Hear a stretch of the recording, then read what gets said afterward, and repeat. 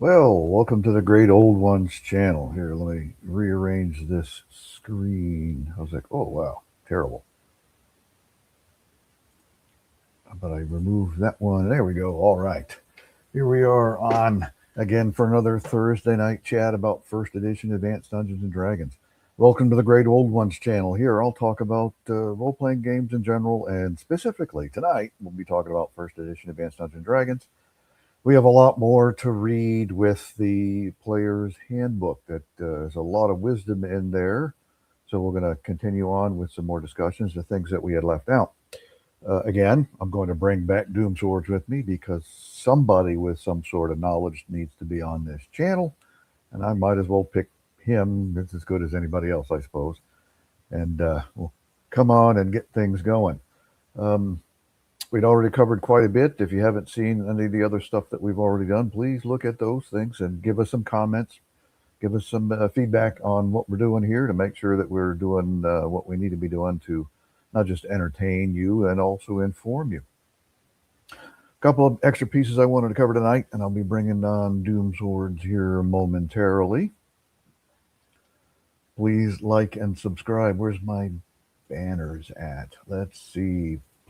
Please, if you'd like to support, I've got to buy me a coffee. I haven't gotten quite yet to the point of monetization yet. But I'd be more than happy to make some pots of coffee based on what you donate me, because apparently I need plenty of it to keep up with all of this stuff. So let's see. Here's my other banner from the Player's Handbook. Let's see. Doom Swords is ready. We'll go ahead and bring him on. I see him here. His mic is up. We'll give him a second to catch up. The technical guy seems to have sufficient technical difficulties. Hey, looks like he's ready to go. Where is my media assets? Because, of course, intense applause is appropriate for the guy. Or is it this one? We need to say that one for the Oriental Adventures review. Yeah. yeah. I mean, I kind of like that one because it's just a quick bang on the gong, and then I can just appear, right? I can just like turn on my camera.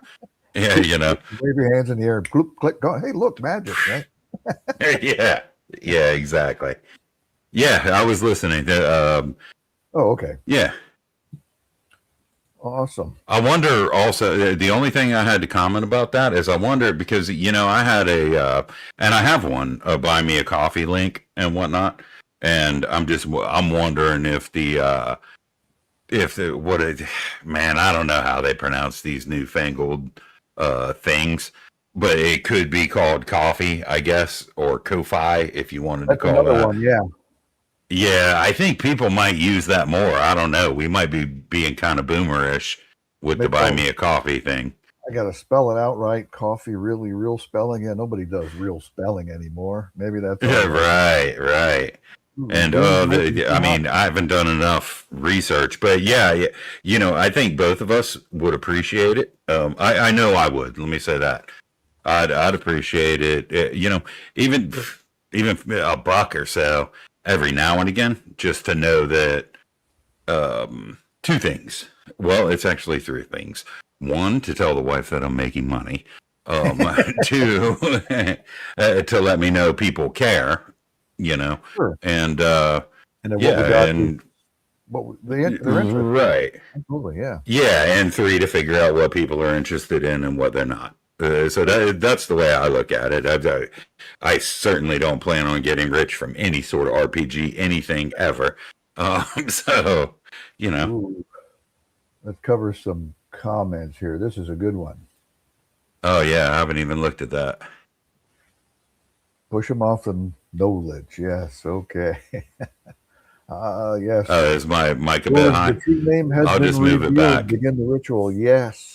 I've let out my true name on Bill's channel last night. I thought, let's use my real name.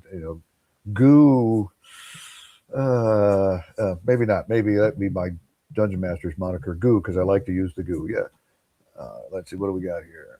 Here's another good comment from Dr. John Smith, and he's a doctor, so we ought to know, right? You guys are doing great. I love these Thursday streams. I'm enjoying the memories and learning a ton I've forgotten about. Yeah, I've forgotten about quite a lot. I'm learning a lot more that I never really knew by rereading it now with a few years of perspective on top of it and putting behind us what I kind of learned as a kid and realizing some of that stuff wasn't really correct. Not, and we couldn't figure it out, so we just winged it. And rereading it with a modern, little more perspective on after years of gaming really, really helps. Let's see, and this one was Doom's mic is a bit hot tonight. Yeah, I think he may have had a gain up or something a little bit. Who knows? Yeah, how about now? Thanks for telling me. Oh no, I think it's fine, but I think it was a little. What's a good word for it? Yeah, well, I pulled it back a little bit in a couple of different ways, and I just want to sound good from a reasonable distance. I'm not gonna, hopefully, go Yeah. into the mic like this, Well, and if you want to sound good from reasonable we distance, must so that speak both in of us are whispers. well, we're screwed on that Yeah, aspect of it. yes, yeah, for tonight's experience is all secrets.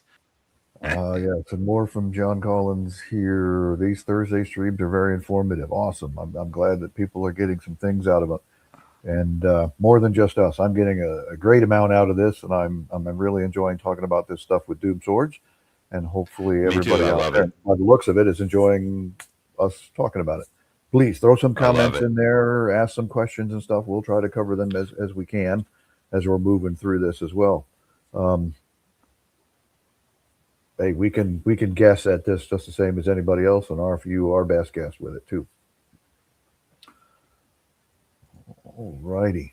So um, there was only a couple of pieces that we had left, really big major topics that were in the Players Handbook that we wanted to cover. There's a lot of little minor things that we could go back into, little bits and pieces here, but the primary thrust of it was just finishing out what was left in the Dungeon Master's Guide that we haven't really covered already.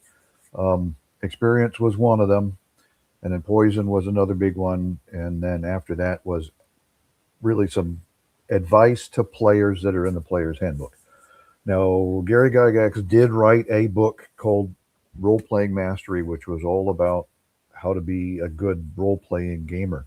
And that was a good book, too. It was an excellent book. I've got a physical copy of it, not handy that I can wave, but it was a great book to read. I read it as a young man, and I go back in it every now and then and reread it just to make sure that I'm Uh, going on it. And then the other one was um, Master of the Game.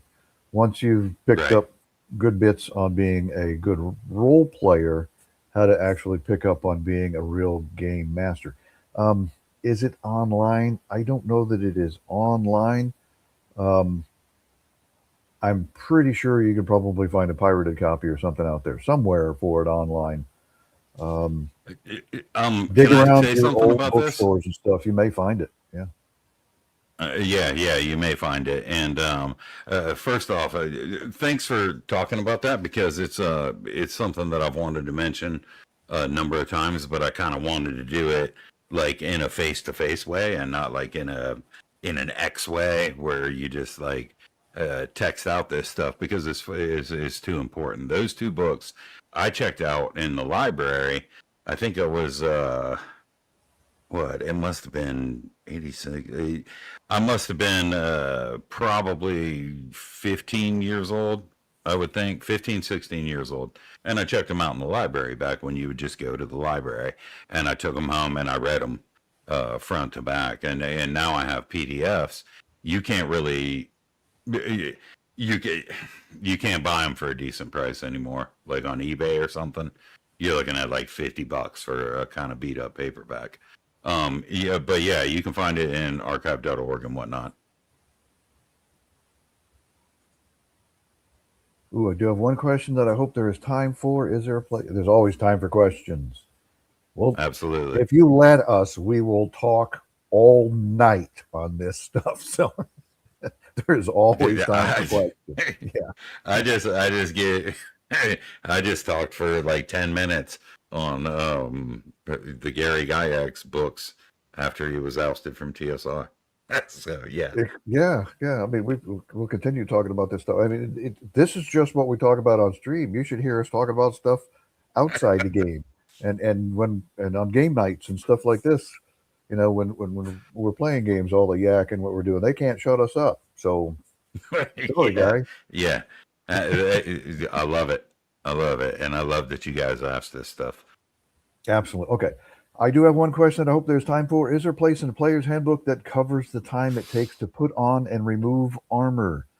Not that I recall. I don't think they mentioned anything about that sort of time. Um, and it is an important point. I It's don't kind of think glossed over in there, but sleeping in your equipment really shouldn't let you get adequate rest, really. And they cover it sort of that concept in newer games, but I don't know that they cover the time it takes to don and doff the armor. Not that I can recall off the top of my head. It's several minutes. If you've ever seen, there's plenty of YouTube videos out there about guys dressing in armor just to see how long it takes them and stuff, and they time it, 5, 6, 7, 8 minutes for them to get dressed quickly for some of these things, and it would depend on the type of armor that you're actually putting on too. Like plate mail, and plate is not the full plate armor that people think of. It is plated mail where you've got mail armor underneath with plates over top that protect spots. That is loaded with straps. So it does take quite a bit of time. And even with a squire to help you put it on, it does take a bit of time to armor up. Um, Other forms of armor are a little bit easier. Like you pad a gambus and it's like putting on a jacket. And then you throw your boiled leather cuirass over top of it, another minute or so on top of that. I can say with experience, donning and doffing equipment can be done fairly quickly because it's one of the things we do in the fire service is you've got a minute to put on your bunker gear and on top of that another minute to get your SCBA on and your mask attached and be on air. 2 full minutes to get that stuff done. Now that would be like quickly putting on padded armor. Could be very similar. Yeah. We'll dig around for it. That's a good question, Doc. We'll try to find a good answer for that for you in there. If it's not in there, I bet you somebody asked that question on Dragon's Foot at one time or another. And yeah, yeah. comment on Dragon's Foot. Yes, he did. And along those lines, while you guys were discussing it, it's a poor search, but I just searched for sleep because I know that I've seen somewhere, and it might have been in second edition, the idea that that it was codified that there was a particular amount of time that it took to take off various types of armor. But I didn't just by going through PHP and DMG with a sleep search. Maybe you revealed nothing. Yeah, I seem to remember the phrase "sleeping in armor." Okay, I don't recall it in the first edition book, and I didn't play a lot of it. It was probably now. I may recall. I think it was one of the survival guides. I haven't looked, but I want to listen to this, and it might have been one of those. I have been reading back through it just to make sure, so I can say, hey, I read the thing cover to cover. I'll check on it.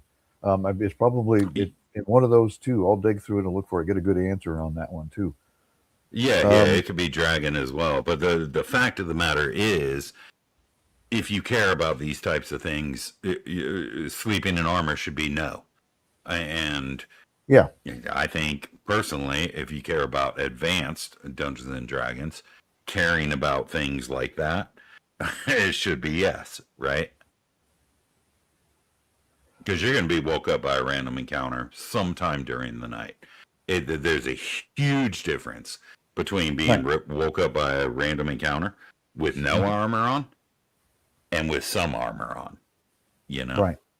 You could argue, okay, you could sleep in a padded gabardine, but this one, can you sleep in magic armor? Even the same. It's still, it's not the weight of the armor, and there's something we should go back into. Did we talk about it? Magic armor and the weight and what Players Handbook says one thing and Dungeon Master's Guide says another. I think we did talk about it. We can probably talk about that again. We did. Yeah. But it wasn't much. Then, so. I mean, and I'm saying we did. Like I'm authoritative on that. I'm not. I just think we did. Right. I think we had covered it too. Can you sleep in magic armor? It's the same thing. It's the bulk of the armor itself. Even though magic armor is lighter and stuff like this and affords you extra protection, it still provides the bulk and the discomfort and stuff for how it's formed and shaped and what it's designed to do. Prevent you from sleeping, regardless if it's weightless or reduced weight. That's not the weight that's the problem. Maybe a padded gambeson would be acceptable to sleep in because of the nature of what it is. It'd be like sleeping in a heavy jacket. You're probably not going to get fantastic rest, but it would be a whole lot better than sleeping in nothing. Well, and let me say, as a resident of a very hot and humid place, that you may as well kill me before I sleep in a padded gambeson, unless it's a padded gambeson of air conditioning. Right? There's no way. And most of what I mean, most of the middle of the earth or whatever, or earth or the Faerun, whatever. Most of that is along sort of what, the 40-degree or something lateral line. I'm in the tropics, and you might actually be in the arid tropics, but I'm not sleeping in that thing. I'm on the Gulf Coast, so yeah, it's hot and humid here. So this is why you take your armor, and the only magic that's imparted into it, we have it enchanted to have fire resistance. So it feels cooler while we're wearing it. Yeah, Dr. John Smith, who chats about resource. Oh, yeah. Time as a resource got me thinking of little things like donning armor that could be important in terms of time spent. Yeah. This game, and a lot of people, they've spoiled the game by taking the resource management out of it. It's resource management makes the game challenging and more fun to do, especially everybody's played video games where they have unlimited ammo, they get everything they want. All their encounters are based on their video game level and stuff, so to speak, and the challenge kind of goes away. Whereas this game has still got all of that resource management challenge still in it, and it's a great part of the game. Yes, sir. Agreed. And it gets deep. It just responding to that one comment actually gets deep, and that comment itself is deep. That's what it's all about. Codifying and tracking. If the game is a resource management game, and I hope this goes into the next part of it, which was the prior part, but if this game is a resource management game, then it's a lot easier to codify than something as chaotic as combat, thinking about the plurality of ways in which hit points function, abstraction versus simulation, all that kind of thing. You can easily, as a DM, throw out all kinds of resource management stuff that's specifically related to your campaign without affecting the actual rules of the game, right? And I think that's where the system excels. Yeah, I think I might be ruling that one can sleep in armor wouldn't count as rest in terms of regaining HP or spells or such. I think that is the general consensus, that sleeping in armor won't let you fully rest to be able to get those sort of things back. You can rest in terms of reducing fatigue and stuff for the adventure, but you're not going to get a full rest to recover fully. Exactly, and that's what I was saying. Apologies. Spells out single piece armors, leather chain. Take 1 to 2 rounds with the assistance piece armors like plate. Take 1d6 plus 4 rounds with help. Without help, times are doubled or tripled. So 1 to 2 minutes from the Players Handbook, 2E Players Handbook, and Doom Swords will agree with me on this one. If you like some rule from somewhere else, grab it and use it. This game is loose enough that you can incorporate all that stuff. Can you guys hear me? I can hear you. Okay, cool. Just making sure it's all right, because sometimes this thing craps out on me. Still a little fuzzy, kind of gainy kind of thing, but otherwise not too bad. I mean, we can still hear you. Damn. It's not terrible. All right. Any better? Yeah, we'll have to wait for you. Irish Viking, what does this mean? Oh, okay. Meaning you can't sleep in armor because the whole point of sleep is regaining spells and HP. Right, right. Um, Armor is uncomfortable, right? And that's to answer Irish Vikings question here. It's uncomfortable. Calling um, uh, trying to get rest in something that is uncomfortable, you're not going to get great sleep in it. Armor is not designed as sleepwear; it's designed to protect you and cover up sensitive spots and stuff like this. So it's designed in such a way to to deflect blows and things like that. So it's got curves and things to it that make sleeping in it uncomfortable. Plus, it may bind when you're trying to get rest because it's designed to all the weight distributed top to bottom as opposed to laying flat. So you make all sorts of arguments as to why armor would be difficult or uncomfortable to get restful sleep in. Yeah. The whole point of sleep is regaining spells and a hit point. So you got to take it off. Do you rest in the dungeon because you got to take your armor off to get adequate rest to get that stuff done? So you'd have to plan for that and set up, spike the doors, set up a watch or whatever, things like this. Um, Talking about armor, we never saw or used the helmet rule. DMG page 28, 1 of 6 hits targets the AC 10 hit. Yes, we discussed that when we were talking about the attic document there. If you're not wearing a helmet, your opponent's going to be trying to swing at your head as much as possible, right? So never saw or used the helmet rule. I saw it in there, but it was kind of difficult to play with. And so we always assumed that somebody was wearing a helmet, some sort of helmet covering everybody was using, right? And I think he brought that rule into it mostly because everybody was running around with no helmets on so that they could listen to doors all the time. So he was putting things in to make players think about what they were doing. Yeah, the AC 10. I wouldn't say it's AC 10 head. I would afford you at least a dexterity because you're trying to duck away from the blow. But aside from that, yeah. I can. Hey, listen, can you guys hear me? Yeah, we hear you. How's it Yeah, sound? you can hear me okay and whatnot. Sound gainy on there? Yeah, I just want to make sure it sounds halfway decent, so I'm not talking and because okay, I have to check my stuff. I can get what you're saying, and all. Your voice is naturally kind of. Okay, cool. Yeah. That's all I'm looking for. So I'm gonna try to trace back for a moment, if that's okay, because I think that I had some valuable input on a couple of these things, but I wasn't sure that anyone would hear me. We're not paying attention to you anyway, so yeah. Yeah, I know, and it could have been that too. So that's why I waited to make sure that my settings were correct before bringing it up. Because if I just brought it up, you could say my settings were incorrect, right? So the whole thing. So the last thing I think that I talked about was the sleeping in the padded gamazon, right? You're not doing that, There you go. There's an answer for you.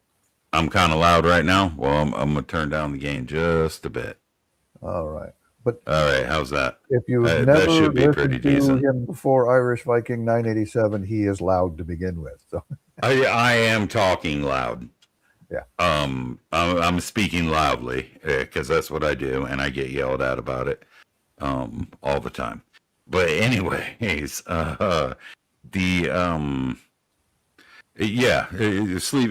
sleeping in armor, the armor particularly that's made of metal, it's no different, right, than the example of the padded gamazon we were talking about. Mm-hmm. I agree 100%. I don't care if the armor weighs 0. You're still going to feel the chain links. You're still going to have to conform to the shape of the plates of armor and all that kind of stuff. So yes, 100% agree. And then I wanted to mention Dale's comment about 2E PHB is, I think, what I'm remembering. Specifically talking about sleeping in armor. I think that they codified that. It might have been an Unearthed Arcana as well, but I know it was in there. Just haven't searched it, and I think with resource management, you should have a rule like that. So yeah, But you can sleep in armor, blah blah. Yeah, go ahead. no, his there's another one. It's not distortion; it's his voice. Well, I that's think he's sleeping possible. in light armor. So padded gambeson is a light armor. Remember, leather is assumed to be a boiled leather cuirass, which is going to be rounded to deflect blows and stuff, similar to what a um, a plate. Why did it breastplate would be Yeah, it's gonna be shaped. same sort of thing. Gambeson, that's light. It's like sleeping in a heavy coat. I've slept in a heavy coat plenty of times, especially in Korea where it was really really cold. But Yeah, hell with yeah, that. so there we go. Here we go. Buster always played at no sleeping in plate scale, stuff like that. Even studded leather was too rigid for resting sleep. Only light chain, very like elven chain. Okay, granted, I'll give you that. Right? The Yeah, mithril if you're third or talking something. mithril, right, Yeah, that yeah, might be okay. But that's one of the special properties of it, right? And why you won't find magical sets of it and those sorts of things if you, stick with the DMG. It's a completely comfortable. The burden of it is taken away from your body in a magical, only elfin way. sure. And I like that. Yeah, like that too. Baba Yaga's +1 plate onesie of nap time. Okay, send me the statistics on that, Dr. John, so I can incorporate that into the game. Yeah. Yeah. Let's see what else we got here. Is that guy on the bottom? You're being picked on here. Oh, That's all right. yeah. There See, we I go. like that a lot. Let's see what else we got in here. The other one here. Let's see. Irish Viking was saying my rule that everyone is always trying to make a cold shots and no cold shots. Right, but that's not the same thing as one in every what was it? Every seven or something like that. Swings was going at the head. That was a random thing, right? It wasn't that everybody was trying to make the cold shot. It was sooner or later one of those blows is going to go after it's going to contact with an unprotected part of your body and score a hit. So he was encouraging you to wear helmets with everything, some sort of head covering or something when you're adventuring or down in the dungeon. Sure, right? Cold shots. There's no. This is an abstract of combat, so cold shots really doesn't have a place in it. There's a lot of rule systems that came on afterwards that were trying to bring that realism into the game. Come on, this is a game about magic and giants. There's no realism to it whatsoever. And bringing that kind of stuff into it made the game number one. It brought in critical hits and stuff like this, and now we got to suffer through critical hits with other games. And if it's deadly for the players, it's deadly to the players as well. And that was a passage that's in the Dungeon Master's Guide about that. That's why Gary never used any of those things, because what's good for the goose was good for the gander, and it was deadly enough game without those things in place. Yeah, it was an Um, abstract. so it's evident that this is going to be like an AMA Q&A type of thing. So I'm going to interject where possible, and I want to touch on that comment as well. But one, um, so the problem, in my opinion, one of the big problems in combat, it's not huge, right? But is the Mhm. idea that if you don't wear a helmet, one in or five in what is it, 5 and 6? I can't remember what it is, right? Because I don't use that rule specifically. But if you don't wear a helmet, however many among intelligent or unintelligent creatures strikes on a d6 probability is going to aim or strike at the AC-10 head, right? So in order for the head to be AC-10, and in order for a probability to hit that to be assigned, it, I mean, that's a called shot system, right? So you either have to throw that out, um, or then the other problem is that the monsters, and I can try to dig it up real quick here too. I think page No, but 70 something or whatever. I got it open here. It is page 28. It is assumed that an appropriate type of head armoring will be Right. added to the suit of armor in order for allow uniform protection of the wearer. Wearing of a great helm adds the appropriate weight and restricts vision to the front 60 degrees. And it goes da da da da da. One blow in 6 will strike at the AC 10 head unless the opponent is intelligent, in which case one blow in 2 will be aimed at the AC 10. Right? So Exactly. he's So just that's a called trying to shot encourage you right to put a there. helmet on. Yeah. Yeah, but it's a called shot system. So because it assigns a probability, even if it's based across multiple facets in the RPG, it still assigns a probability to that happening. And anytime a probability is assigned to something happening specifically, then it probably needs to be codified. And as a really quick aside, that's something that bothered me a lot and still bothers me to this day about second edition. Is that any of these things that, say, for example, me and Great Old Ones talk about, and David Cook of all people, they just toss those out. It was just like, hey, let's cut this. Let's not spend any time on this. Maybe it was a budget thing, but I wouldn't think so considering the designers involved. Mm-hmm. Again, one of the primary statements Gary Gygax says was ignore whatever rules you want to ignore. Right. Yeah, he's just giving advice in here that you could use if you wanted to use that advice. Yeah. So the last other thing, and then I'll shut my mouth. Is I know who Varg is, and he was involved in RPGs. I don't know if he is still, but he has a son who does this, and actually tries to relate the RPG rules to actual real life out in the freezing wilderness. Okay. Now I wasn't aware of any. I'm not real big on a lot of these guys, so I missed this one. I'd probably need to watch this. Yeah, so Varg, as I understand it, is the he was the infamous Varg Vikernes, right? He was the infamous guy from Mayhem. It was Mayhem, right? Who like killed a bandmate and stuff like that back in '96. Did his prison term and came out, and then ended up developing an RPG.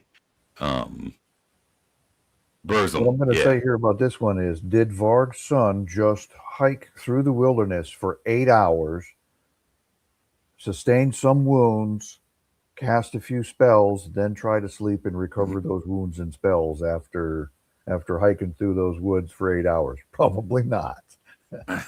Well, I could throw on a sheet of plate mail right now and go lay down in the bed and be okay with it, but that's because I haven't done any adventuring to contribute to my fatigue. It's possible, and there's a unique situation for everybody. Some people, doesn't matter where they're laying down, get a little bit of rest no matter what. Period. End of statement. That's why you look at your kids. Look at how they're laid out in the bed sometimes. It's like, oh my God, how did that kid get any sleep? Right. Oh, here we go. Stevie Ray Vaughan, yes.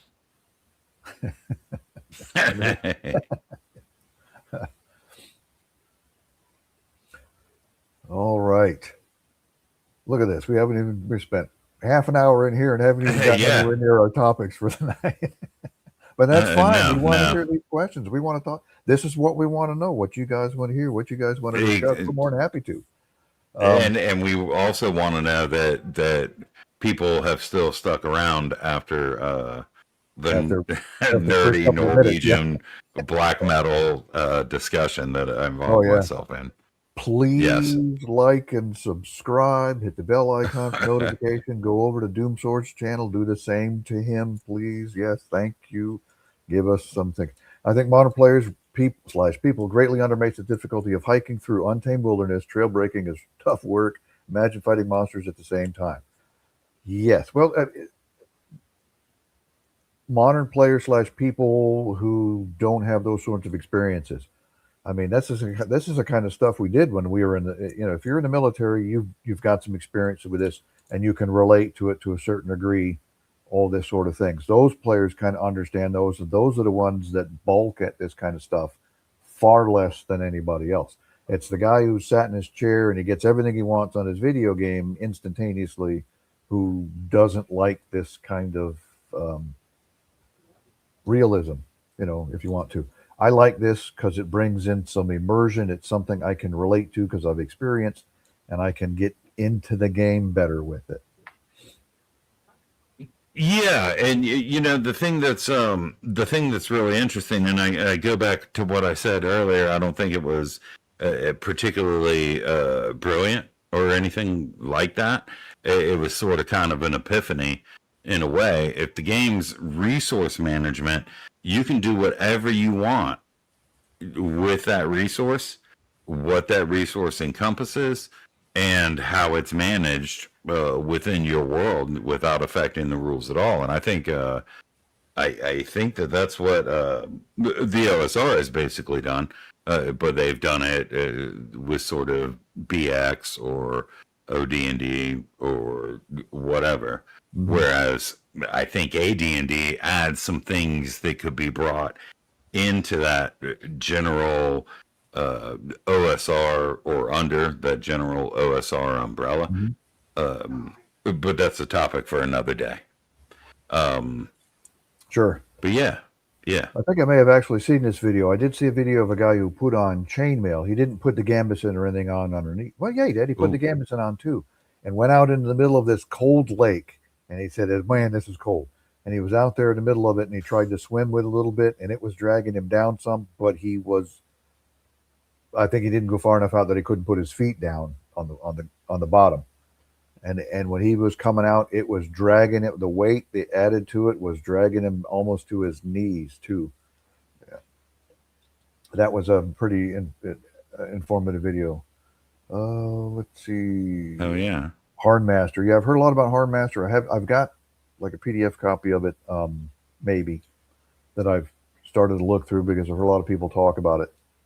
I understand Hardmaster put a great deal of effort into world building and stuff in the game, as I can recall, which was great. And the Hardmaster is that's like a long-term thing, because I know that there was like Empire of Harn stuff, and I know I have some PDFs that I've gained during my collection efforts. But that was from around the late 80s, mid to late 80s. Is the Hardmaster a retro clone, or is that what it was originally called? I can't remember. Yeah, but at the same time, you have to grant the savvy of the character who grew up building fires and spots. Yeah, kids. I mean, we were out there running around the woods. Then again, we weren't running around the woods building fires and eating plants out in the woods dressed in armor. We were in clothes, but we were still out there figuring out this kind of fun stuff. Oh, we read this in the Players Handbook. Let's go out and see what it's like really out in the woods. One of the videos. I totally did that. Yeah, me too. Yeah, I loved it, man. We had bamboo growing down here, so we would build these like, because man, it was kind of the time of Rambo plus D&D kind of stuff. Like First Blood plus D&D, and we would take these bamboos, and trek through the overgrown wilderness. Yep. And think about D&D the whole time. Florida's a little thicker, heavier forest depending on where you're at. Central Florida is kind of scrubby, but the plants are potent. Right. Yeah. Well, I'm in basically pretty close to the marshes. Oh yeah, that's what we wanted to do as a kid, was go running around in the marshes when there's a good number of animals out there that are bigger than you. Yeah, dudes who grew up around here, they do that all the time. Yeah, well, I went to Lauderdale High School, so I kind of understand. Yeah, you know what's up. Mm-hmm. Harn, the setting, came first, released in 83. Harn Master, the game system, was published later, first edition, 1986. Right. Well, isn't this the game where they said, let's just take first edition Dungeons and Dragons and go nuts with all the pieces? I think that's what he was getting to there, where it was 100% pegged out on the realism factor. Yeah, it's just first edition on steroids, and I first discovered Harn Master, and that's what I was hoping the answer was. I discovered Harn Master from Dragon Magazine, because they always had cool ads, and they would take like a half-page ad or sometimes even a full-page ad, and I found it, and then every once in a while I would find a book in the bargain bin at the game shop, and I found a couple of those. Right. And interestingly enough, that was my introduction to Rollmaster and MERP.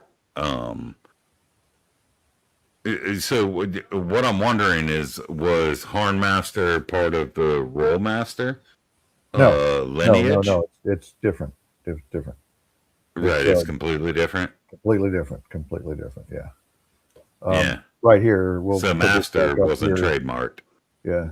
Fernald USA says Harn, the setting, came first, released in 83. Harn Master, the game system, was published later in 86. Harn came out as a game system. It was designed, if I remember correctly, around first edition Dungeons and Dragons for use with AD&D kind of thing. And then the Harn Master just went in and went nuts on getting into the nuts and bolts of all those things. So if you're looking for a good resource for little extra bits and pieces, maybe some extra rules and some reasoning stuff, I would, check it out, right? Cool. Look at that. Excellent questions. Fantastic questions. We like talking about this stuff. Awesome. Bring us more questions. All right. I feel like I'm just hanging out with friends, man. Not be the answer you're looking for, but we have an answer for everything. Yeah, it's like I said, it's like hanging out with friends at the bar or something, which I clearly don't do anymore. I'm married and have children, so what is no hangouts at the bar for me. Well,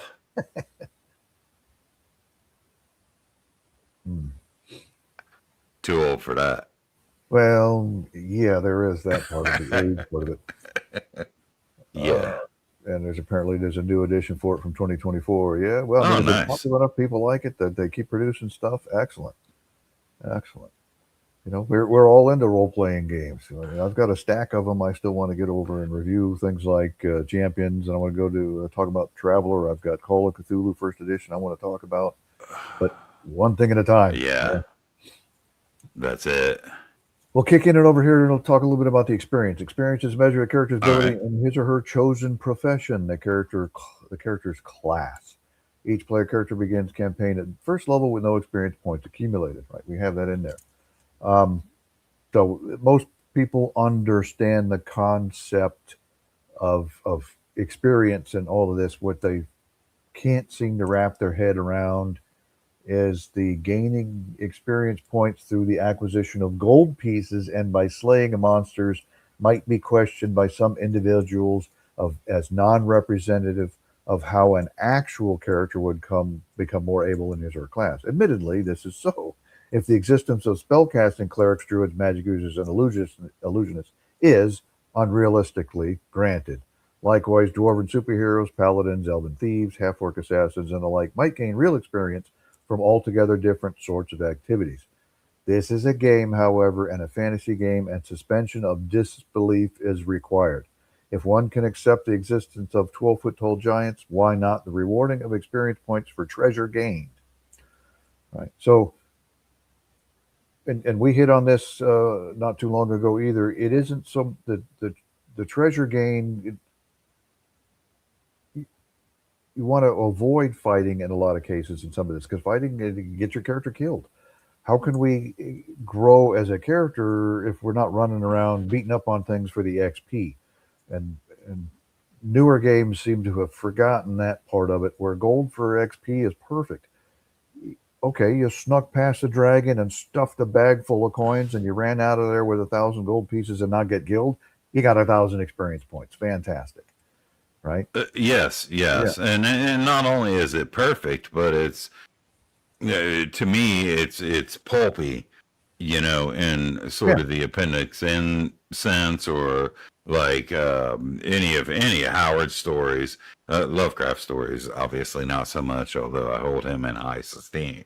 The reward there was you just got killed quicker, right? But the Howard stories, most of them with most of the characters, it really was about the character gaining some sort of experience that didn't always involve making off with the jewel or the gem. Same thing with things like Indiana Jones and all that stuff, even into the present time. That's not what it's about. If you make off with the treasure or the goal of the adventure without having to fight,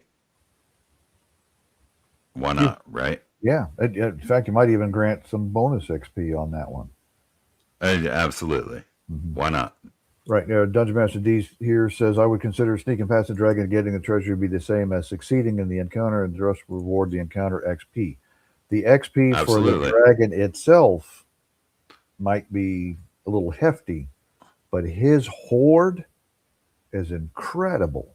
And you're not going to be able to make off with the entire horde, but you can get out of there with quite a bit of XP. So Yeah, but it's an oranges and oranges comparison, right? With later game systems, it was like a certain amount was assigned to the monster, which subsumed the amount of experience that would be gained by the gold and the monster in the earlier system, right? So gold for XP is actually a mechanic that's designed to let players know that their characters have options in dealing with an encounter, and that's part of the big mystique of early D&D, and it goes through most of it.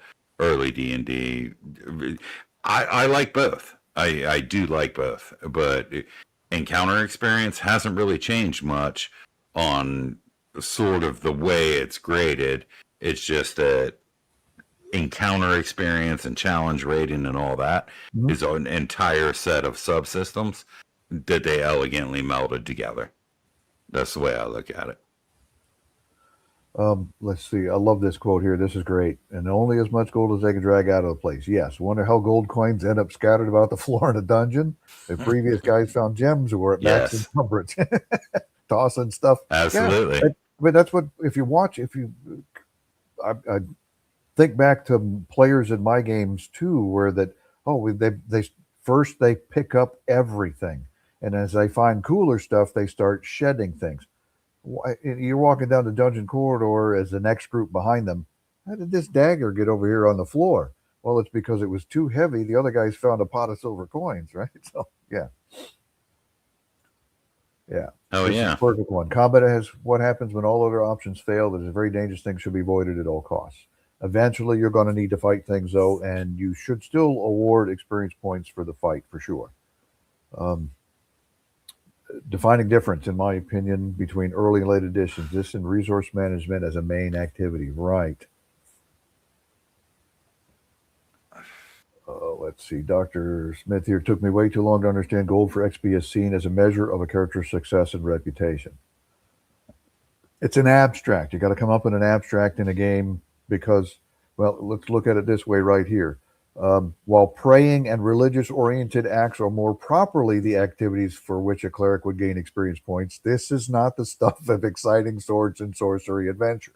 If you want to role play you giving alms to the poor and walking around praying, okay, just not in my game. Yeah.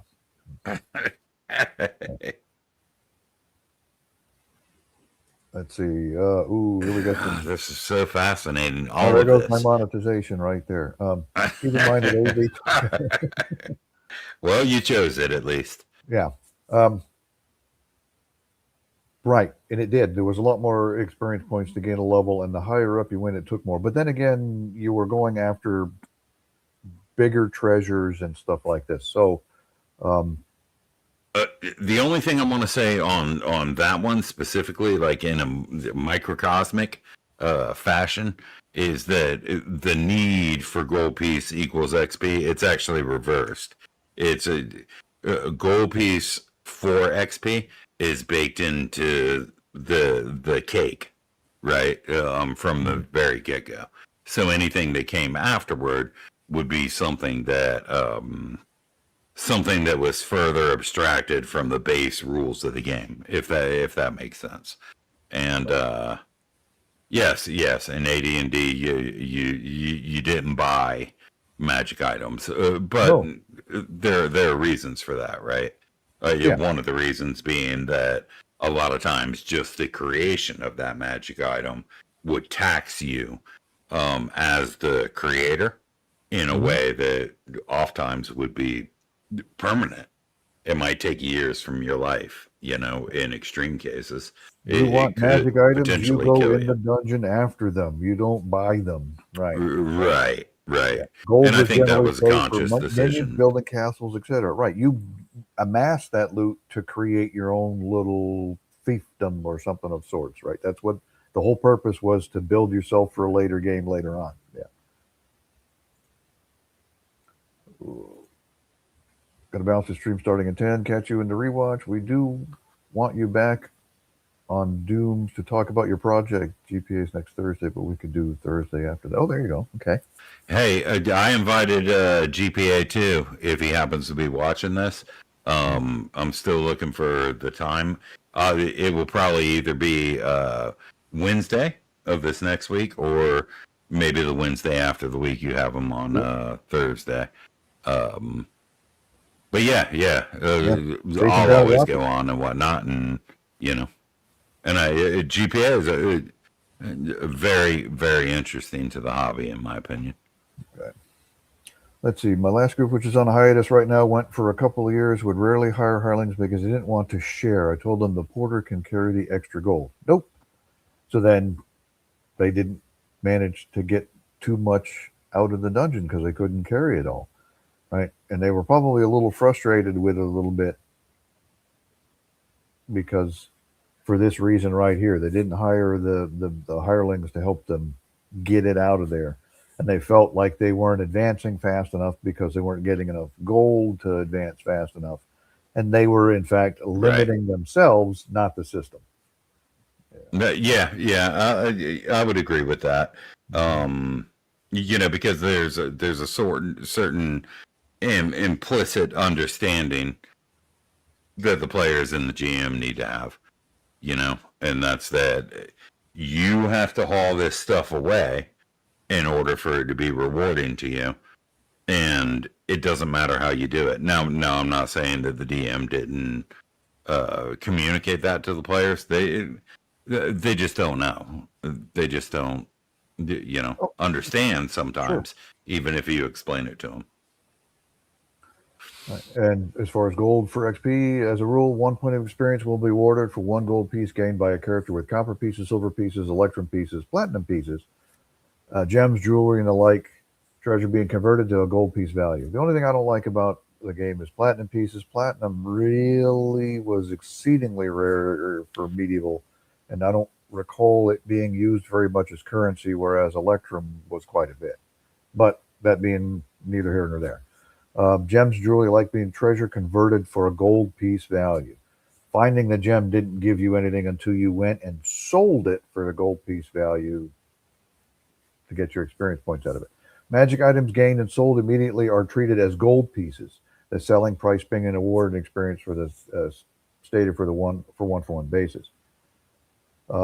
Experience points awarded for treasure gain, monetary, magical, are modified downward if the guardian of the treasure, whether a monster, device, or obstacle such as secret door, maze, was generally weaker than the character who came with it.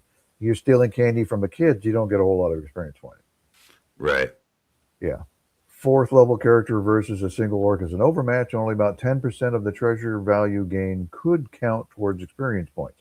But if 9 or 10 orcs were involved, the experience points awarded would generally be on one-for-one basis. Monsters captured or slain always bring a full experience point award for the monster, right? Let's see, and one of the Does it cover it in here? Special abilities such as magic resistance, spell capability, right? Add increase to those experience points. Clerics' major aims are to use their spell abilities to aid during any given encounter. Fighters' aim is to engage in combat. Magic users aim to cast spells. Thieves aim to make gain by stealth, and monks aim to use their unusual talents to come to successful ends. If characters gain treasure by pursuit of their major aims, then they are generally entitled to a full share of earned experience points awarded by the DM. If your thief is not going in there detecting traps, defeating traps, unlocking doors, and that he shouldn't really be getting any experience points awards. If the fighter's kicking everything down, setting off the traps on himself because the thief doesn't want to get hurt and is hiding in the back, waiting for his opportunity, only for his opportunity to backstab, he's not really playing his character to the full of that class. And it's not really mentioned in here. It is in the Dungeon Master's Guide. You had 2 columns, a sale price and an XP award. By using magic items, you gain an XP award for the use of the item, which is usually more than you would have gotten if you sold it. So you claim that +1 sword as part of your treasure and you use that sword, you gain that 1,000 experience points for that +1 sword. You drink that potion of climbing, you gain the 800 experience points for drinking the potion of climbing, right? Hoarding resources was penalized, sort of. You have all these things and you're not using them, so you're not gaining any experience out of it. And it seems to be a modern concept that everybody hoards all this stuff. They've got, there's a fantastic cartoon meme out there where you got these skeletons that are walking around the dungeon and they find a dead body, right? And they loot the guy and he has potions of healing and all this stuff in his bag. Why didn't he use them before he got killed, right? That's what that stuff is for. You'll find more, use them up and gain the experience points for using them. Hoarding resources is denying you the XP reward for their use. And I agree with that. Now, I don't know if you reached the last sentence in this rather long paragraph, but the idea that this prevents any fudging on the part of overzealous players, I will tell you that overzealous players, particularly in first edition AD&D, provided that the DM doesn't slam the door on it, will tend to use this. This is one of their common things to do, right? They'll tend to use this in a way, since it's not codified or whatever, and it's not built into this nice little ball or cube or something. They'll use that to provide themselves with some latitude. So watch out for that if you're DMing. If you're DMing and allowing, DMing and allowing your players to do the calculations and stuff like this. Yes, absolutely. Tabletop is it does all the calculation for you and takes it out of the player's hands.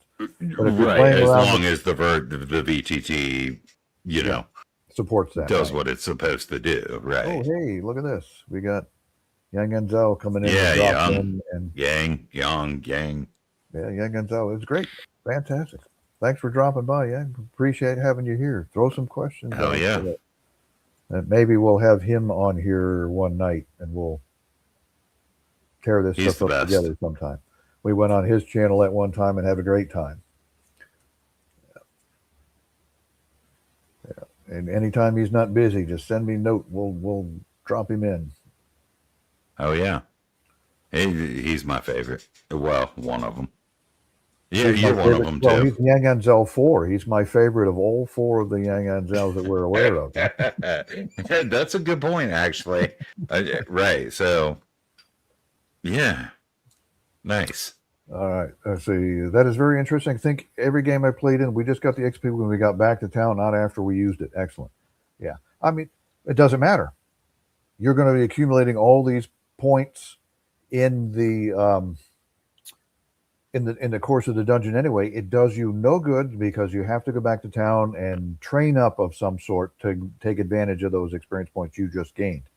So yeah, you're accumulating as you're moving along, but the rules have rules in there about training. Now I shortcut that process a little bit. I won't force players into dedicating a month to training to gain their level, but I will have them go back to town and spend some time in town to gain their levels. Hey, like the priest is going to go to the local church and stuff, and prayer and alms and stuff like this to gain. The fighter will stop by the guild hall and spend a week there to quote unquote train and stuff, as opposed to the full month and stuff like that's in the game. I keep some of the idea that's still in there, but you cannot gain levels in the dungeon. You have to leave and come back. Yeah. Right, and I generally agree with that, and I want to take a quick step back, yeah, hopefully quick, to say that I'm gonna beat on that thing about fudging more, because this is a perfect example of it, right? So it's all about the experience award. So if your general experience award methodology is that you come back to town and whatever magic items you've decided you're going to keep contribute to your personal experience points, well, what if you don't consume it? What if you end up trading it to another character and the DM doesn't remember that? Those kinds of things. So that's why it's in my estimation, it's a wide open area. That's not the only example, and I could talk about it more, I'm sure. But watch that. Watch how you deliver those experience points, because the other way to do it is to deliver it as Great Old One said, and deliver it as you consume the potion. But then that becomes a bookkeeping hassle in ways, unless you've prepared for that already.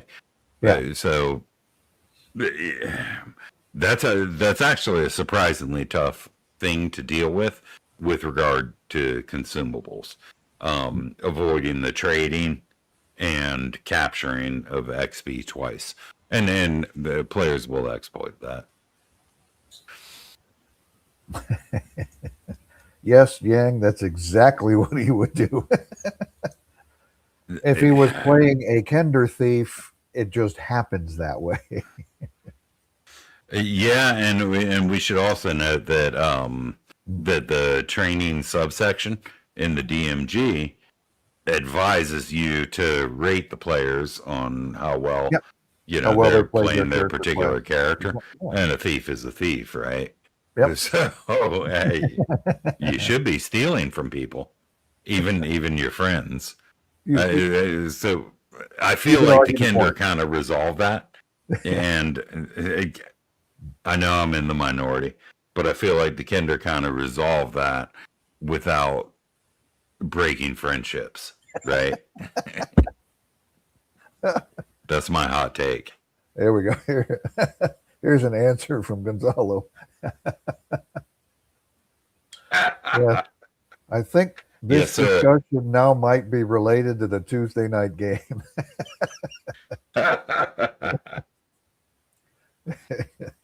Just guessing. I don't know for sure. Folderant is not, he's looking the other way when this sort of stuff happens. I'm just saying.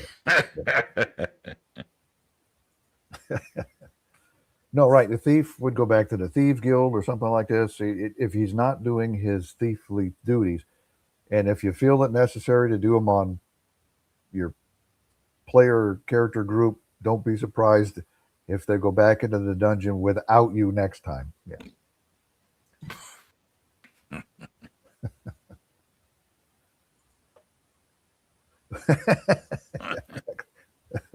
Not like the fighter would see him. No. It's entirely possible. Excellent. Yes. He knows what's good for him, at least if he doesn't get caught. The whole point is getting caught. Yeah. And thieving abilities were, the picking pockets and stuff was related, not just at the thief's level, and your target's level was part of it too.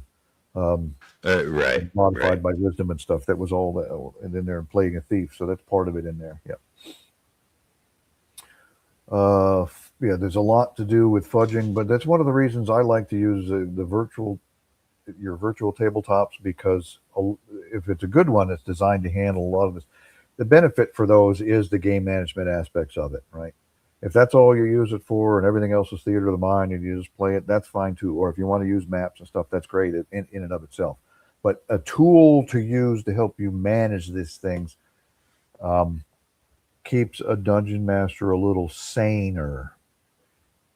Right. Yeah, and it's not just about managing either. It does help you set the expectation, right? So if somebody wants to do one of these fudging related things the way that I identified them, um, the VTT sort of restricts them from being able to do that.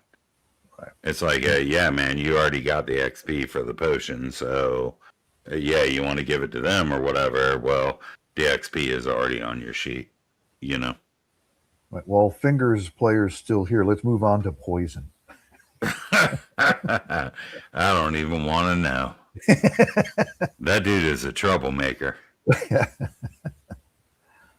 I like this quote in here, and it seems to be that this first sentence, everybody forgets. It is generally not possible to envenom a weapon.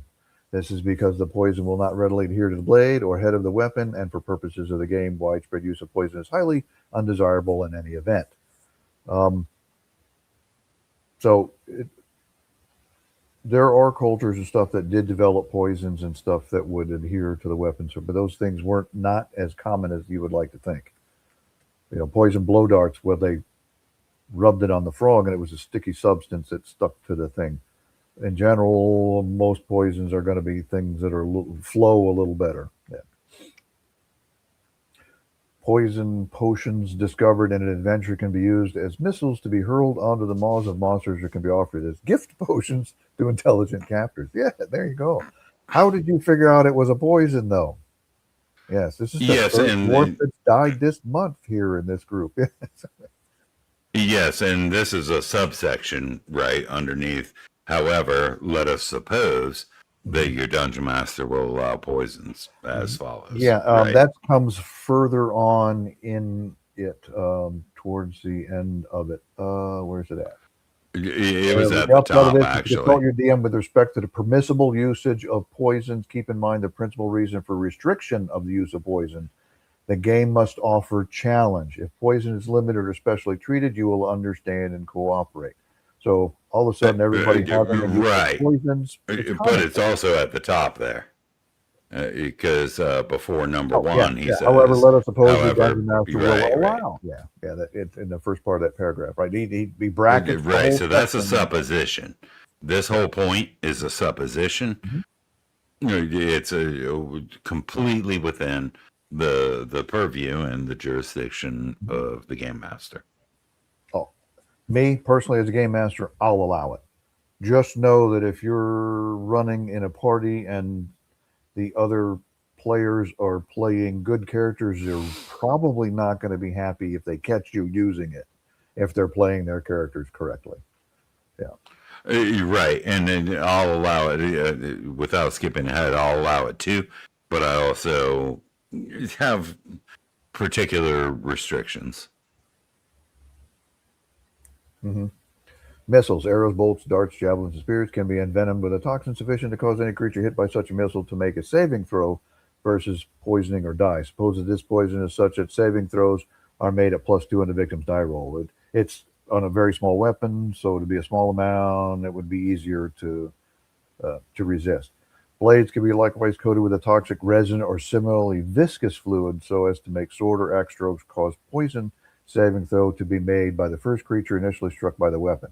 After that, it would have been rubbed off on it. Let's see. With respect to the first case resolution of the matter, simply a checking of the appropriate tables to find the potion hit the mouth, if the reaction caused the captor to taste poison, etc. Right? The second and third cases, however, make too easy for interesting play. Imagine a party sees a red dragon, discharges a volley of poison missiles, monster dies, and a party sees a dragon horde. It was too easy, right?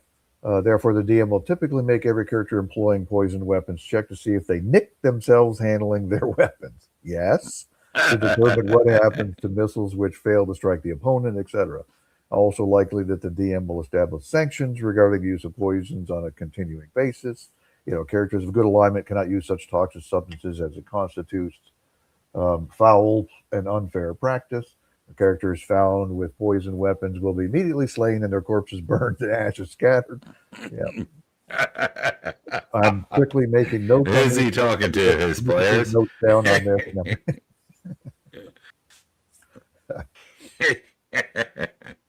Oh, Graph Paper Architect is here as well. Awesome. Nice to have some long-term old school YouTubers and gamers here listening to us ramble on. Yes, sir. Yeah. Let's see. Yep. In any game I ran which allowed poison, it was very easy to accidentally hurt yourself with it, and then definitely difficult to harvest a poison gland from a creature. Now, that being said, on that one, there is an excellent document. If you play 5th edition, there is an excellent document called the Monster Hunter's Guide. And in that, the guy went through and went over what it takes to harvest like hides and teeth and poison glands and all this stuff from monsters and what they're worth and that kind. It's an excellently written document if you play 5th edition, and you can extrapolate. Can I say something about that? Actually, absolutely not. Yeah. Well, I know I can. I just want to know if it's going to piss you off. Not me at all. Go for it. Yeah. No, it doesn't seem like it will. So, on the record, I want to say that anytime we exclude any sort of D&D resource from our own canonical system that we've established in our minds, we're doing a great disservice to ourselves. Mm-hmm. So I don't care if it's 5e. I don't care if it's 4e. I just commented on the 4e thing on X. I've got like 14 4e books, and these guys are showing off 28, 40 of them. And, maybe you don't like that particular game system, but that was the pinnacle of achievement in publishing efficiency from Wizards of the Coast and for that matter, TSR. 5e materials, I have no problems with those. No, right? No. If there's something I find particularly gruesome, then I'll toss that into the trash heap and whatnot. But same thing with 3.5, 3.0, 2e, all of that. There's something to gain from any setting and any rule book anybody has put out, and I think that's important to understand as a purveyor, right, of fine RPG materials. So if there's anybody completely new to this hobby, grab everything you can and take whatever you want, Exactly right. If you find something you like, take it. Use it. That's the whole point behind all of this, is to do something you think is fun. And if you think that's fun, grab it and use it. Yes, sir. I will argue, though, on a certain extent with, and I make that point when I'm talking about rules as written, and one of the first videos I ever made, where if you make some changes, think them through, though. What other things does it change when you add or take something Absolutely. away? Yeah. You're right. And if I can wax on vocally or whatever more real quick, there was a wall in my living room that really bothered me. It was this 80s wall. I would assume it was like built in 1985 or whatever. And I went up in the attic and made sure it wasn't load bearing. And I knocked that wall out, but then I still found that all of the power distribution from my entire 1986 built house was contained within the wall that I knocked down. And it was a horrible experience. So knock down the wall if your ceiling's not going to fall down, but then realize that there's other things that might be within that wall that you don't recognize at first glance, right? Right. I mean, and that was Um, the main thrust of that article was specifically about some things that they were talking about, changes that were coming to fifth edition, where they went from potions being an action to you can be a bonus action. And there's another guy, if you've ever seen Bob the Builder's video, where he drinks different size potions and times how long it takes, and to give you some context on that, right? But my main thing is if you're going to change a potion to a bonus action, you're kind of robbing other characters or character classes that have to do an action for a similar thing. Right? What if you Yes. make a change? What does it break? What is Yeah, and in 1E terms, let's just look at the concept of the thief, because that's the elephant in the room. If other people can do things that the thief can do, then the thief is largely irrelevant. But the game encourages you to allow things that the thief can do, from simple inspection of the items by the player. That's why the thief skills should be considered elitism beyond what any other individual can do through mere observation alone. Yeah, this is a good comment about no renovation project avoids finding out things you didn't know about your house. No. And it also doesn't involve you wanting to keep your house either. You want to burn it to the ground. A graph paper architect. My beef with potions is no potion while engaging in melee combat. Must disengage or get potion all over yourself instead of drink. MIO. If anybody's ever watched the TV show Archer, there's a meme that was made after the Archer character where he's got a little whiskey bottle or something up in his hand and he's holding his finger out like, wait a second, while he's drinking it. And it says, this is what it looks like when you drink your potion during combat. Oh, nice. So I can see what he means by here. I don't know why you would have a beef with potions. It could be chicken broth, but okay, we'll go with beef anyway. Well, one of the things is that most DMs assume that taking a potion out of a bag, even if your character is, or even if the player character has indicated through the player that it's readily available, which matters, right? Because if it's readily available, it's going to be readily susceptible to things like crushing blow. If you fall on the ground or fall into, God forbid, a pit trap or whatever. But I don't think under any circumstances a potion should take the entire round to retrieve. Unless it's in your backpack or something. If you've got to throw that thing off, be careful. Open up some pouches and whatnot and dig out your potion from some stuff. But if it's in a belt pouch, and Gary says as much. Okay, but most DMs don't do that. Most DMs say, okay, you say you're going to grab your potion. All right, I'll get to you next round. And that's to the general detriment of the game, in my estimation. And so if that comment from GPA was related to his beef with potions, I agree 100%. Yeah, and I can see what is, and I think Yang here kind of clarifies it a little bit. I'm pretty sure GPA would agree with this one. Makes a little bit more sense in the older version where it was a full minute long, where things are happening in a full minute. In the 6-second round, no, it's you're taking and the 6-second round was codified in 3.5, right? Yeah. You know what? 2E was a 10-second round, I think, which was an odd choice. If it might have been a minute. Yeah, I think 2E was a minute still. But at any rate, there's no way that I'm going to be a prepared combatant. I mean, even I could do that, right? Maybe not. Maybe I'd look like that breakdancing chick from the Olympics or whatever. But I would think that if I had a belt pouch in front of me, a tourist pack, right? And it had my little vial of whatever. Hell, I've done it at the theme parks. I've had my little vial of Jack Daniels or Wild Turkey or whatever.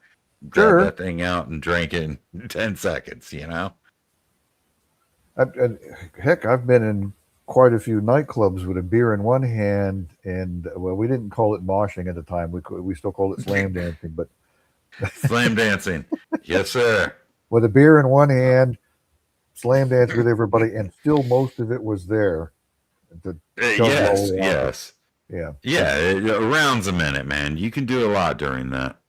sure. It depends Especially if on the it's a good. DM being imaginative, right? Yeah, that's the whole thing. Be imaginative. That's the whole point behind it. Imagination. This is a game of imagination. Let's use that. Yes. Um, And it's not only the players that need to be imaginative like that. Sure. So I think we kind of beat up a little bit here on poisons, and it was related to potions and stuff too. Um, Oh yeah, I wanted to say. I'm sorry. I yeah, wanted to say one more thing. Right. So Gygax mentions, and it's obvious, right? Viscous materials yeah, and whatnot will stick better, but you always got to remember that unless it's a particular type, uh, it, something like supernatural, that the viscous nature of that material is related to in some way its water content, right? So it's yeah. going to get hard over time as the water evaporates. And Sure. once it's hard, I would imagine that it's particularly difficult to effectuate, personally.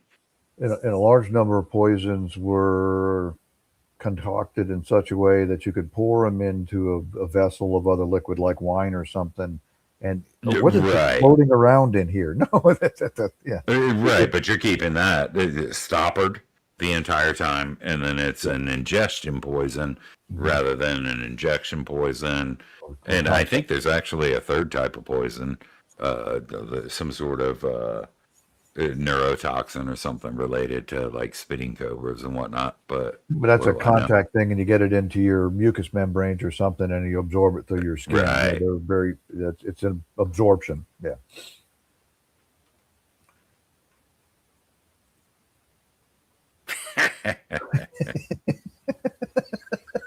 Well, where did this trope of dwarfs and drinking coming from? Now, however, as much as I disliked the first Dungeons and Dragons movie, as goofy and dumb as that movie was, that was the funniest part of it. Yeah. Yeah, I have to agree. And that's a really good question, though. I don't know where that came from. Because It wasn't in Tolkien. it They came didn't from really drink somewhere. and carouse or anything in any of Tolkien's books. That I mean, they did a little bit of No, party at Bilbo's house, but that wasn't the same. Other than it, that, they were it, it sober and serious the entire time. Yeah. yeah, it was probably. I mean, it could probably be traced back to like a couple of lines in a Moldvay book or a Holmes book or something like that. Which is that's what's amazing about this game. You can have Oh grown ass men talking about this all night. yeah. And I'm surprised your wife hasn't thrown something at you yet. It's something. Yeah. You talking about that again? Yeah. Oh yeah. Oh yeah. All righty. So we'll scoop down successful adventure. This is one of the things that we wanted to talk about. This is the last part of the player's handbook before the appendices. And like we mentioned, there is player advice in the book. How to play the game and how to be a good player was part of it. And if you don't read anything out of the player's handbook, or if you're a game master and you don't want your players knowing what the rules are and discover them as they go along, give them a photocopy of this section. At least let them, new players and stuff, read this part, because this gives them the gist of how all this kind of stuff is supposed to work. Absolutely. Can I ask a Great question? advice. Yeah. Are people? I wanted to look real quick, but are people here? Are they engaged? Because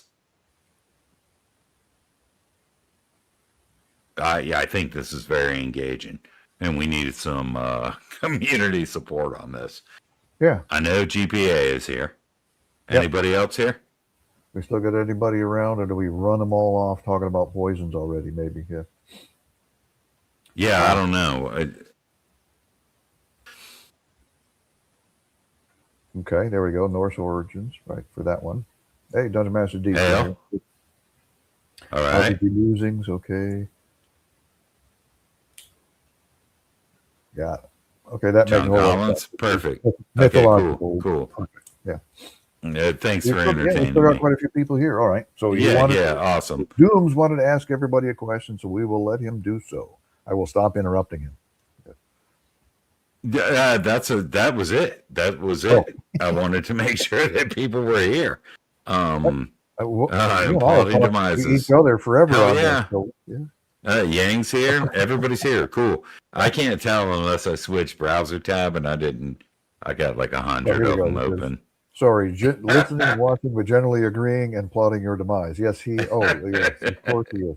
Sorry, no, there will be no demise. The monk will punch his way out of it. Absolutely. That's right. Oh, here we go. Thank you all for being here, by the way. RPG Musings is on to us already. Yeah.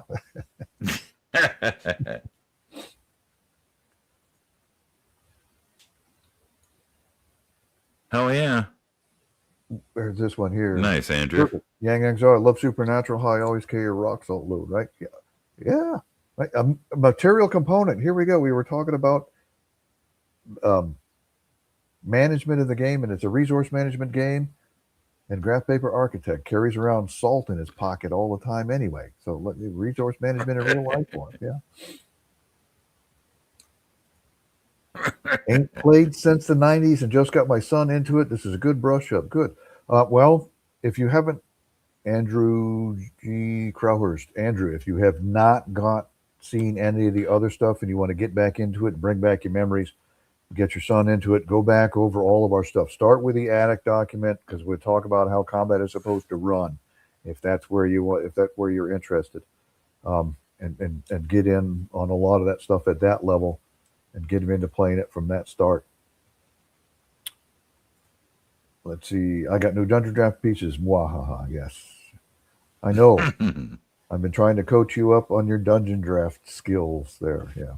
And indeed, and if anybody uses Dungeon Draft, I don't recommend long-term support, but there's a few creators out there. You can go sign up for their Patreon for like $5, download all that stuff right away, and then drop the Patreon, and then you have thousands and thousands of assets. When they sell them individually on their sites and whatnot, you get ripped off. Material components. Yeah. For the Graph win. Paper Architect is with the material components. I love it. My wizard is always scraping up stuff, forging for Eye of Newt. That I don't get drill down to the nitty gritty. Just whenever you're stopping or when you're moving around, as long as my spellcasters tell me every now and then that, hey, I'm scrounging up spell components, or when they're in town and say, I'm going to go over to the apothecary shop and try and buy some components, and they take a few silver off their sheet. As long as they are showing me that they're making an effort to go in there, I'm not going to check their list and make sure the next time they cast Fireball, it lists on his page he has Vat Guano. He's going through the effort of the spirit of the rule of material components. All Yes, and Vat Guano would be particularly easy to find depending on campaign style and environs and whatnot. But I think. If I take it to a meta level, I think one of the problems here in the AD&D sort of sphere is that I don't really think everything should have been consumed. Vat Guano, sure, because you light it, it produces a spark and throws forth that fireball, right? But there's a whole bunch of things that really shouldn't be consumed, and we really only have like one paragraph in the DMG that says something to the effect of, as a general rule, components are consumed unless they're a holy symbol or the druid's mistletoe. I think the Players Handbook should have codified that, and it would have made things much better, and would have made tracking spell components an interesting exercise rather than something you could simply ignore.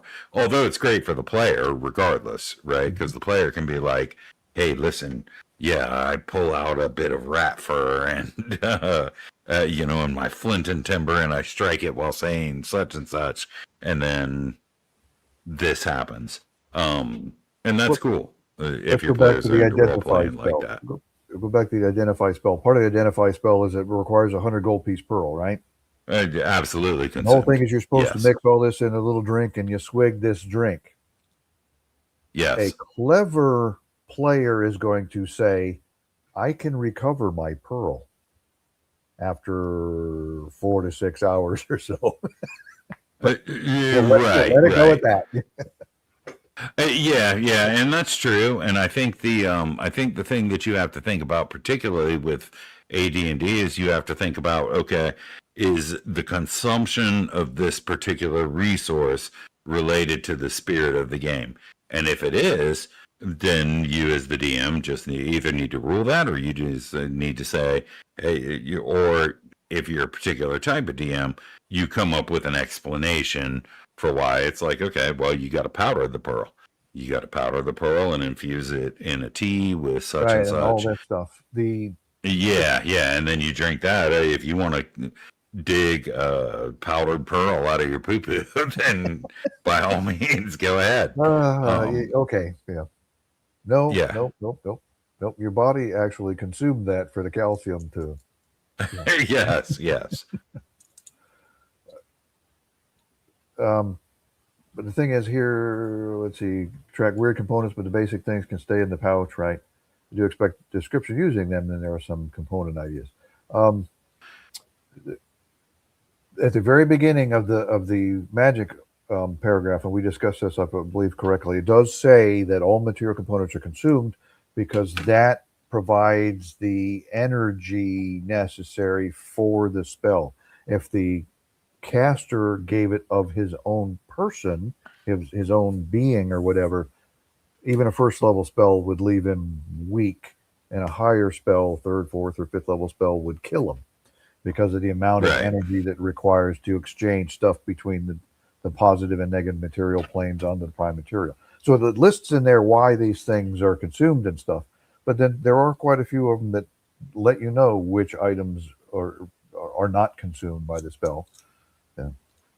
Right. And those mostly end up being mistletoe or holy symbols. There's a couple of spells out there that require expensive items, and there's just reading the spell description. It's no, there's nothing in there about that.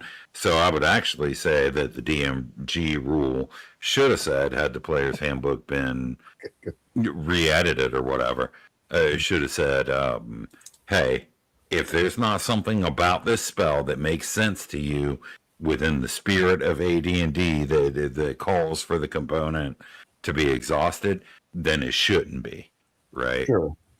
Versus what was said. Well, I mean, you can house rule that all you like, right? That's the nature of the game. Absolutely. Right? Yeah. It's not load bearing, and really, at the worst, it's just fun. Yep. These two sentences here is great. You thought it was exotic spices. Now when we're seeing things the wizard can't cast.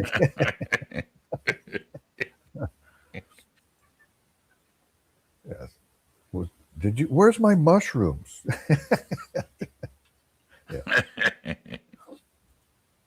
John Collins. Thank you, John Collins. Yes, please don't forget to hit that like button. Give us some likes and stuff.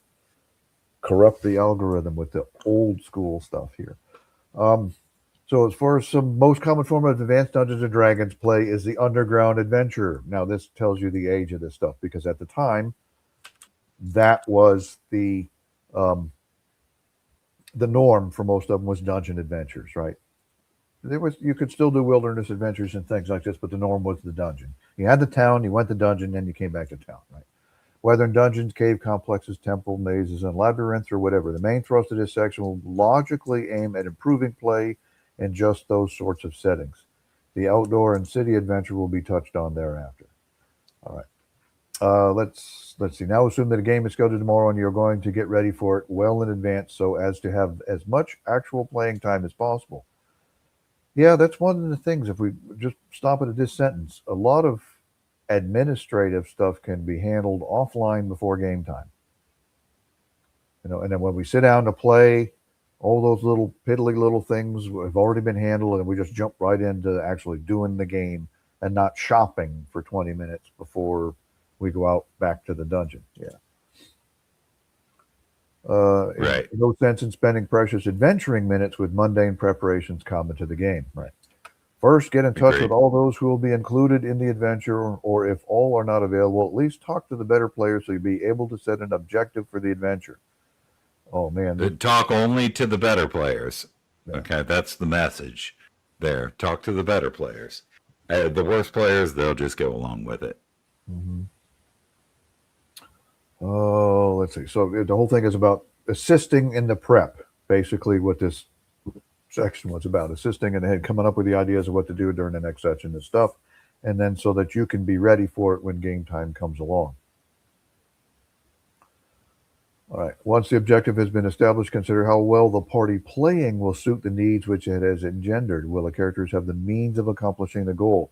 Hey, let's go scale that wizard's tower and steal all the gems out of it. Well, that's okay for Fafford and Grey Mouser because they were fighters and thieves as well. But hey, we're just yes. We got a cleric, a magic user, and a dwarven fighter. The odds of us being able to do that not as great. So yeah, do we have the party balance for the goals and stuff that you're trying to get after? And then that's interesting too, because you can look at that a couple of ways, right? You can look at that as, hey, AD&D didn't have any sort of game balance system or whatever, but here you have the creator of AD&D saying, hey, maybe you should consider balance.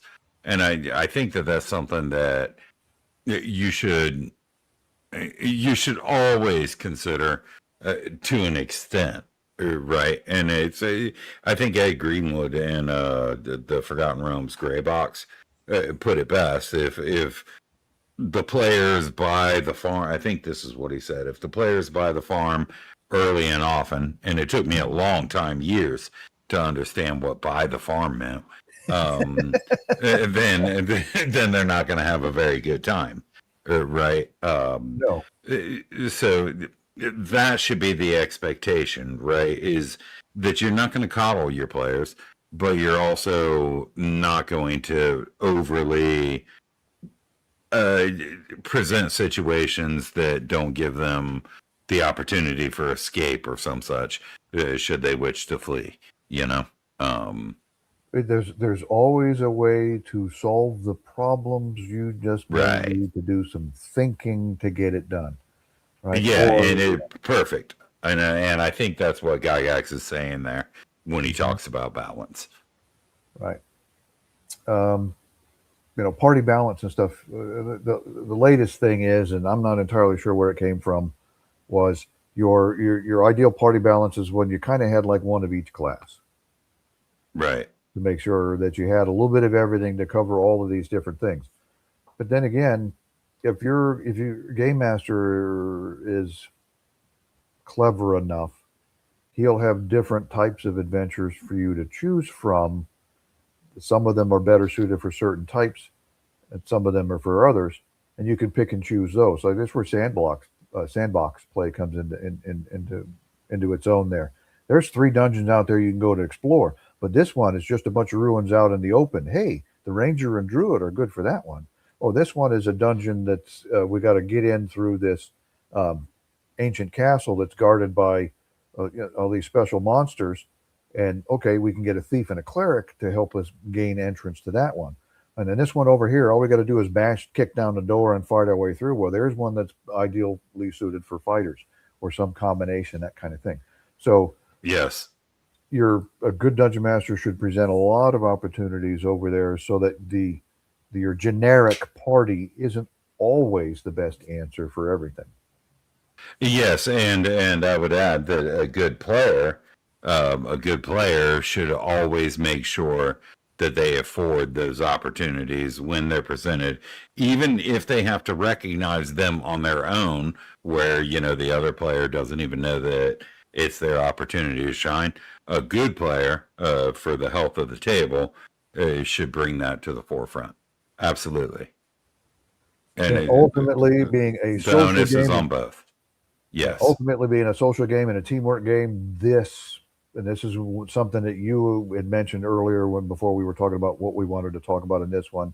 You wanted to especially make sure we highlighted this part.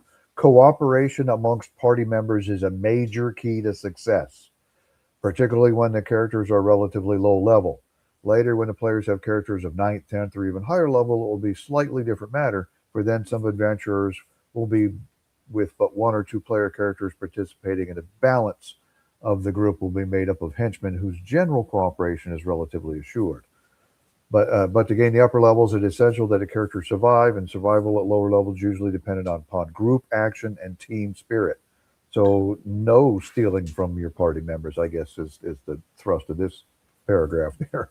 Cooperation must begin when the party prepares for the adventure and continue through safe return to the base and division of spoils, including special treatment required for any unfortunate characters cursed, diseased, maimed, or killed.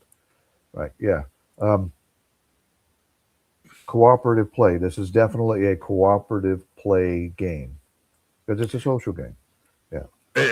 Yeah, absolutely. And I think you need to go out of your way if you're playing in a game. And this is just from my experience, because I played in a couple of games in the past, but a lot of times it was either me DMing or this other dude DMing, and a lot of times I just DM'd and stuff.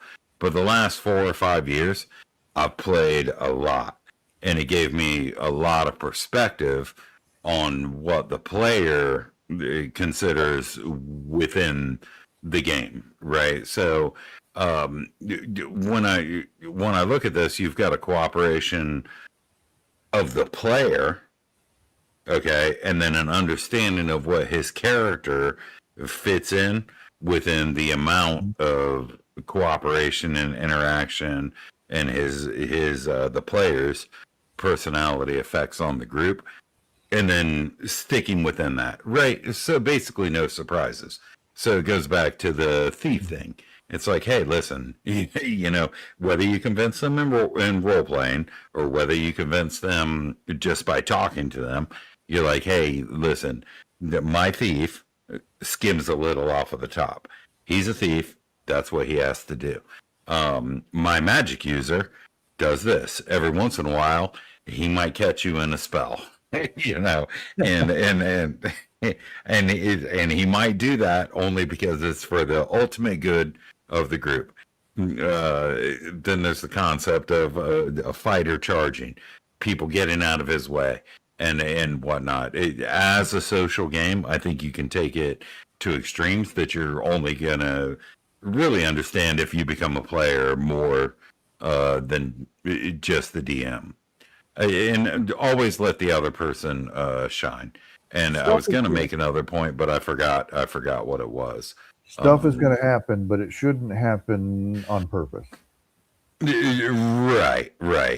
Especially new players in the game and stuff. Picking on each other in the game, it's just going to ruin the game for the new players, and they're not going to really understand what the game's about. They're going to quit. Absolutely, and teach all the rules. No matter how advanced the game is, if it's like a 3.5 or something, teach everything. Make sure everybody knows what you know, and has a good time in the social interaction. And like Radel once said, it's a social interaction, and I think sometimes we forget that in the environment of technology-based VTT and whatnot, and I think that's to our detriment. Sure. The next paragraph in here was all about equipment management and stuff like this. Talk to the other players. Everybody's got their strengths and disadvantages and stuff, and equip your players with equipment to take advantage of the advantages and minimize your disadvantages. The same goes for preparation of spells and stuff like this. Understand what the spells that your character may be capable of, what their purpose is as far as how they can cooperate with the party. Your cleric, they're primarily there to buff, and to heal and to keep everybody moving. Your magic user is there to try and keep the enemy off of you or reduce the number of them so that you can more easily defend yourself from them. And then there's some mixture of utility spells amongst the two, that kind of stuff. Yeah, and mostly this takes the form of, hey, what's everybody playing? I'm going to be a fighter. But you need to be successful, you need to coordinate more than that. You say, I'm going to be a fighter, and this is the equipment I'm going to have, and you're going to be this, and take all your combined resources and shape out sort of a method of operation for your adventuring party. Let's see what else we got in here. Same time preparations for the upcoming expedition are underway. Each player should see that his or her character has made proper preparations as well, right? Spell choice, right, and getting your stuff together. Include safety of henchmen and or goods which are to remain behind, right? So if you're not bringing everything with you, where are you storing your stuff in town, right? Is it going to be there when you get back? Because a game master who's just the referee of the world is going to allow the thieves of the city to rob you of all your goods while you're away at the town. Yeah. Absolutely. Right. Let's see. A few more touches of great help. Assign formations for the group, right? This is where we did the pen and paper play. One of the things is he also remarks in the book where everybody buys a mass of miniatures, he plots it all out, plops it all down on a piece of paper at the middle of the table, and for the entire session, none of that stuff ever gets moved, right? So yes. If you've got those things, use them and keep things dynamic with them. Assign formations for the group, a 10-foot corridor, 20-foot corridor, door opening. How are you moving through the dungeon and stuff like this? Because if you don't plan these things out as players, you'll notice some players will take advantage of that and always be in the most advantageous spot they claim to be where they need to be at all times. Yes, absolutely true. And on the flip side, I'll play good cop for now, and that's that. Your session's gonna drag, right? If you don't have a marching order for at least the common formations that's easily accessible, whether or not you're playing VTT or on a battle mat or whatever, the session's gonna drag. Because it's going to be a constant question of who's where and when, right? And I like that Gygax called out, hey, there's 10-foot corridors, which are common.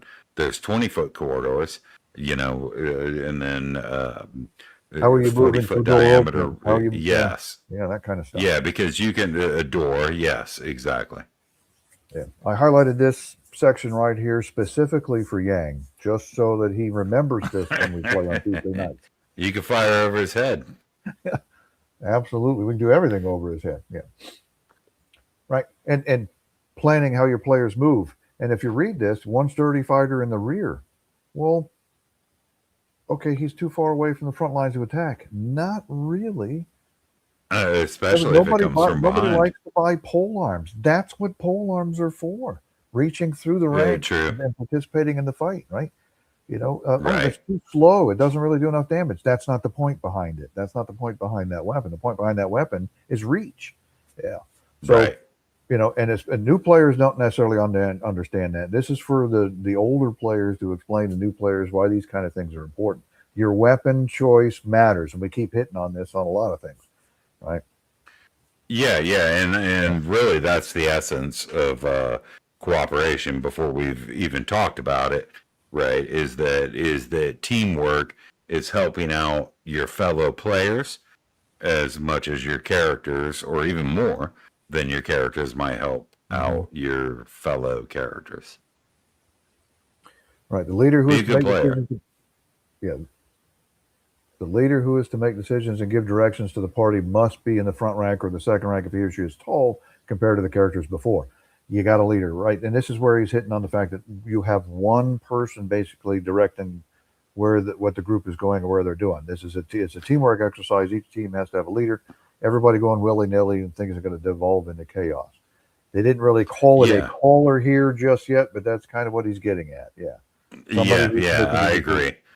And And I think we should go through the caller mapper role because it looks like it goes into mapper as well without defining it, right? In a moment. Sorry for the interruption. no. Right. This is what we're getting into here. So you're the leader. You don't lead from the back. You lead from the front. That's just the way that works. Um, Leader should keep a sketch or a trailing map as the adventure gets underway. Well, here's where the leader shouldn't be keeping the map. We've got somebody that's going to be sketching the map as he moves along to keep track of it. The leader's going to the direction, deciding where to go, and somebody's just making notes and jotting things down on the map. You're right, right. And I mean, one thing that you could take away from this is that maybe the person who is going to eventually serve as the mapper, even though it's not named as such, happens to be close to the leader who's going to end up being named the caller. Yeah, word about mapping is an order. Map is very important because it helps assure that the party will be able to return to the surface. Well, yeah, because you got to go back to town and spend your loot. You got to go back That to would be train. good. Returning to the surface Yeah. is always it's always the goal. That's your primary goal, not dying down here of old Right. age. Yeah. How miserable would are that not be? very important, Oof. right? It makes no difference. There's a 20-foot error somewhere as long as the chart allows the group to find its way out. A really simple way of doing this is basically a flowchart map. You know? Yeah, line maps. Yeah. Right. And interestingly enough, Dungeoneer Survival Guide gives you a good way to do that as a player, but we'll talk about that one day. As long as the chart allows the group to find its way out, as it is possible that one copy of the party's map might be destroyed by mishap or monster. Oh, look, fireball. Guess what that does? Yeah. Yeah. Yeah. The double map is a good plan whenever. So two people drawing maps and stuff, and they can, during off game hours, they can reconcile their maps with one another, that kind of thing. A real character when they're out of the dungeon would reconcile their if they're running multiple copies, they would do that. Yeah. Right. Right. And the whole left straight, right straight, that sort of thing works really well. This is what I will give you as a player and as a DM, if I can give you guys something. Always follow the right wall or the west. Yeah. The left. Follow one wall always. Right hand rule, left hand rule, however you want to do it. Don't mix it up. Yes, right? sir. It is possible that, let's see, although some players have sufficiently trained recall as to be able to find their way, but with small difficulty, these individuals are a great boon to the group. Yeah, I know people, they can repeat back stuff fairly quickly, right? But it's one of not just this game taught me this long before I learned this kind of stuff in the fire service. But that's the way you approach going into a burning building, looking for the extent of the fire and for survivors as you okay, we do the right hand rule. Everything we keep going, we keep making right turns, and eventually you'll come back to where you came in from, right? Oh yeah, he ended up saying it, right? Yeah. Yes, that's the way to solve mazes. That's the way to solve life, really. Depends on what type of leader you are. If there's a whip, there's a way. Sorry, guys, I'm in a pretty good mood if I get snarky. Okay. I'm just glad you're here, man. Yeah. I don't know. Excellent advice from GPA. It's almost like he's played this game before. Yeah. He might have. I don't know. Yeah. If pursuit prevents mapping, always go in a set escape pattern if possible. Left, straight, right, straight, etc. Such patterns are easy to reverse. In mazes, always follow one wall or the other, left or right, and you will never get lost. Here's that left-hand rule or right-hand rule. Right. Eventually, it'll bring you back to where you started from if you keep following things in that same pattern. It may take you time, but it is one way of negotiating through those things. Transported or otherwise lost, begin mapping on a fresh sheet of paper. We don't know where we're at now. Start anew. Right. You check for familiar or similar places as you go along. Hey, wait a minute. We found this place before. That matches up to here on this map. So now we can put the two maps together. Yeah. Never become despondent. Fight until the very end. Okay. Yes. Yes. We shall always fight. When everything is all set, it will take only a few minutes to organize the group for adventure once the time of actual play begins. Your referee will certainly appreciate this because you're prepared. You're showing an interest in the game to look into doing these things outside game time. Yeah. Yeah, definitely. And imagine, if you set up your marching orders beforehand or whatever, you're like, okay, how wide is the passageway? 5 feet. Okay, here's our 5-foot marching order. How wide is the passageway? 10 feet. Here's our 10-foot marching order, or 20 foot, and so on and so forth. It can be impressive. Right, here's an excellent paragraph. Everybody runs through the dungeon looking for experience points, but avoid unnecessary encounters. This advice usually means the difference between success and failure when it is followed intelligently. Your party has an objective, and wandering monsters are something which stand between them and it. The easiest way to overcome such difficulties is to avoid the interposing or trailing creature if at all possible. Monsters typically weaken the party through the use of equipment and spells against them, and they also weaken the group by inflicting damage. Very few are going to be helpful. Fewer still will have anything of any value to the party. Right? The value of a wandering monster's hoard is in his lair, not in his pocket as he's wandering around in general. Right. Yeah, and percent in lair sort of reflects that. And this also points to combat being a resource management drain. Right? Sure. Yeah. Wandering monsters, why am I going to fight them? They're not going to give me any experience because they don't have any treasure to steal away, or very little experience for what the risk is. Right. Yes, exactly. Yeah. So that's why it's sort of a whole, the entire goal for XP thing is a sort of a holistic approach, in my estimation, to the game system. Run first and ask questions later.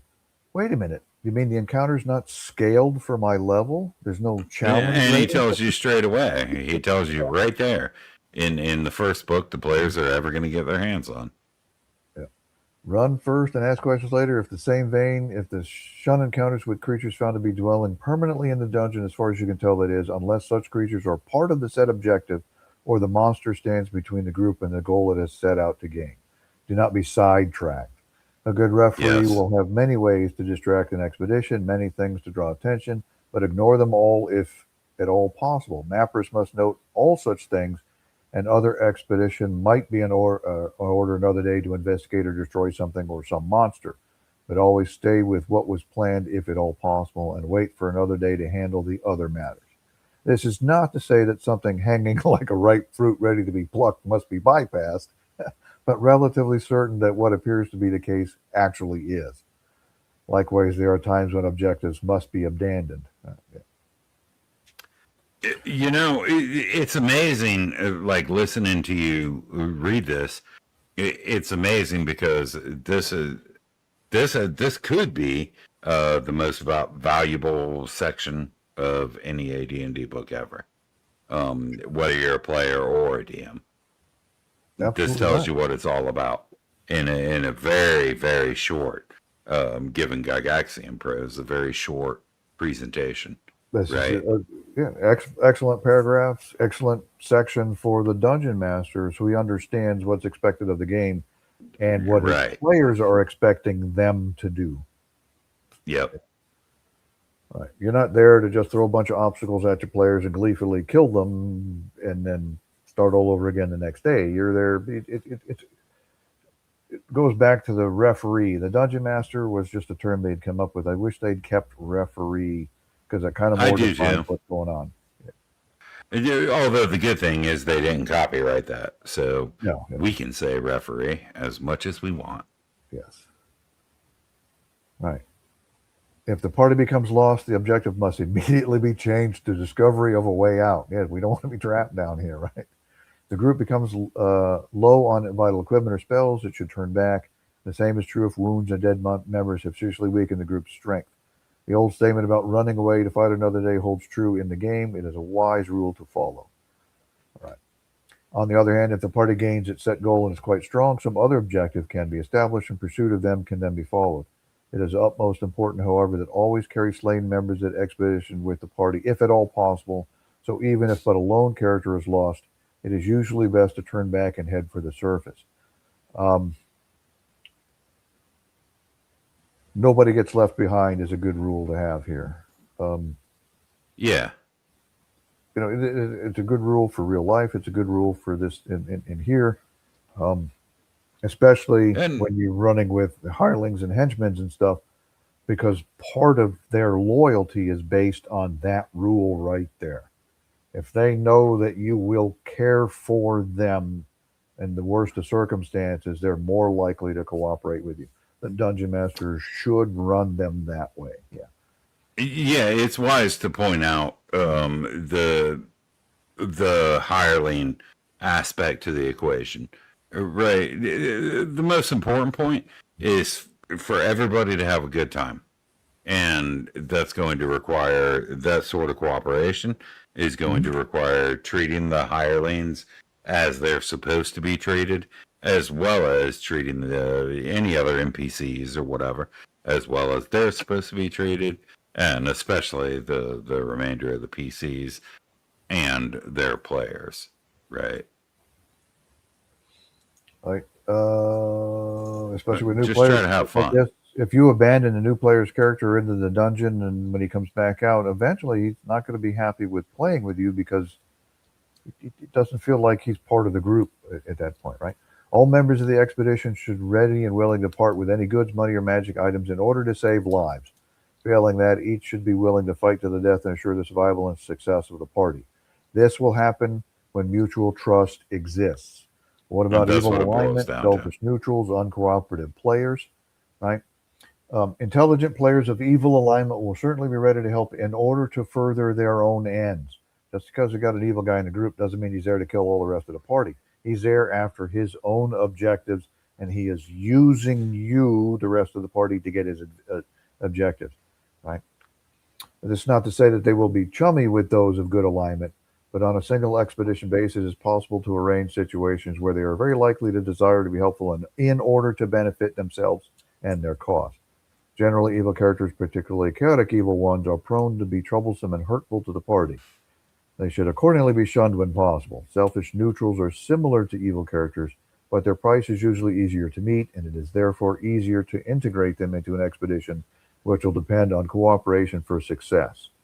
A character of good alignment who is basically uncooperative, often acting as an evil or selfish neutral would, is another matter, for such players usually join under the pretense of being helpful and willing to act in the best interest of the party.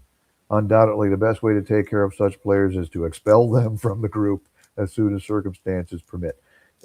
I hate to say this, there are players out there that the only way they get any fun out of the game is to be as disruptive to everybody as possible. And this guy might be your best buddy in real life, but if he is that way in a game, he's not the best person to play with in that game for sure. Right, right. And it's interesting that even, 50 years ago, Gygax encountered the same type of people. The people they're that way. They've been that way for the entire human history. Right. So it's nothing new in a game, right? Yeah, and I also like in this section where he sort of tries to describe to you the ways that you can play an evil character and still fit into the group socially. Right. And it makes perfect sense because that's exactly what he's doing. He is using in Grab Paper Architect's little sentence here, he nails it. He said, evil PCs guide the party as their best friend, as if he was their Gandalf, and all the while they're killing his enemies. That's what he's right. He's using the party for his own ends. Exactly right. And maybe the party gets something out of it. Yeah.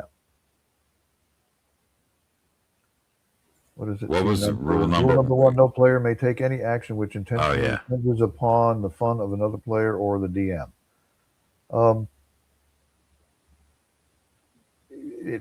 Sooner or later, that kind of thing may happen with a player, especially if new players come into the group, you don't know them, right?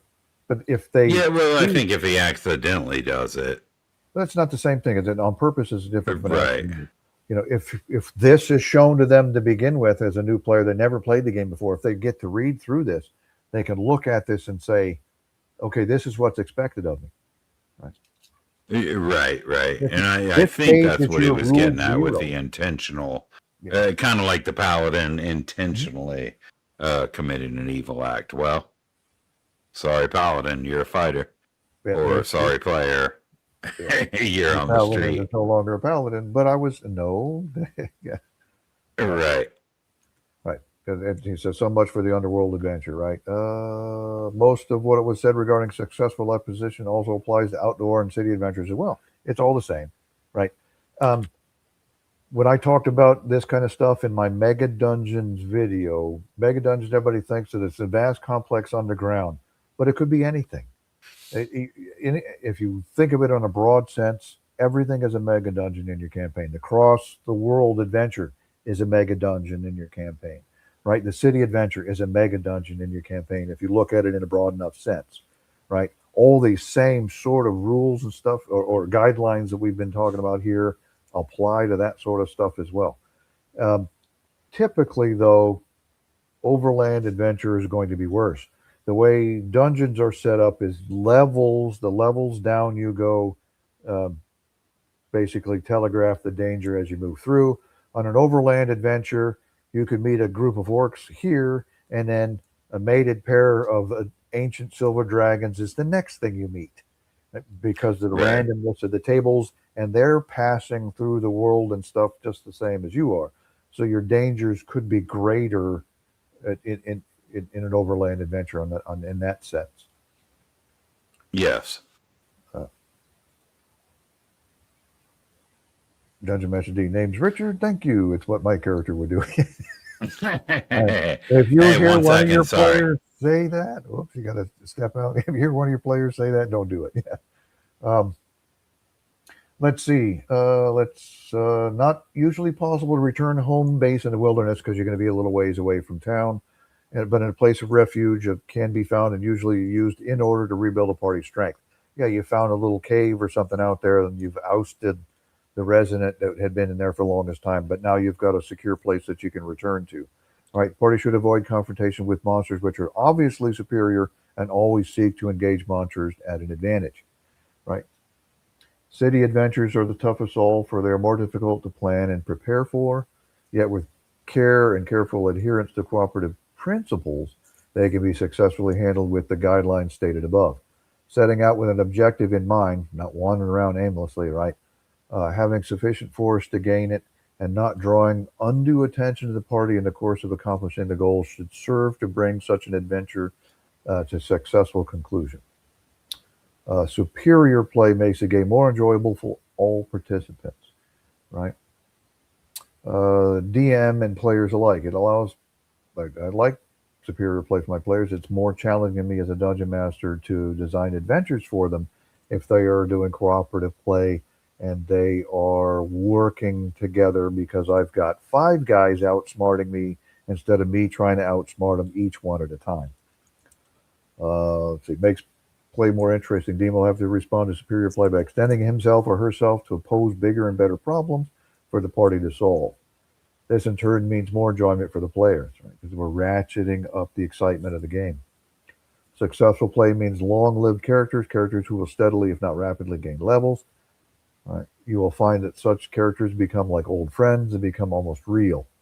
Yeah, I've known players that have characters that they've had for a long time, and when that character died or something, you could see the loss on their face that it was they were losing a friend. Yeah.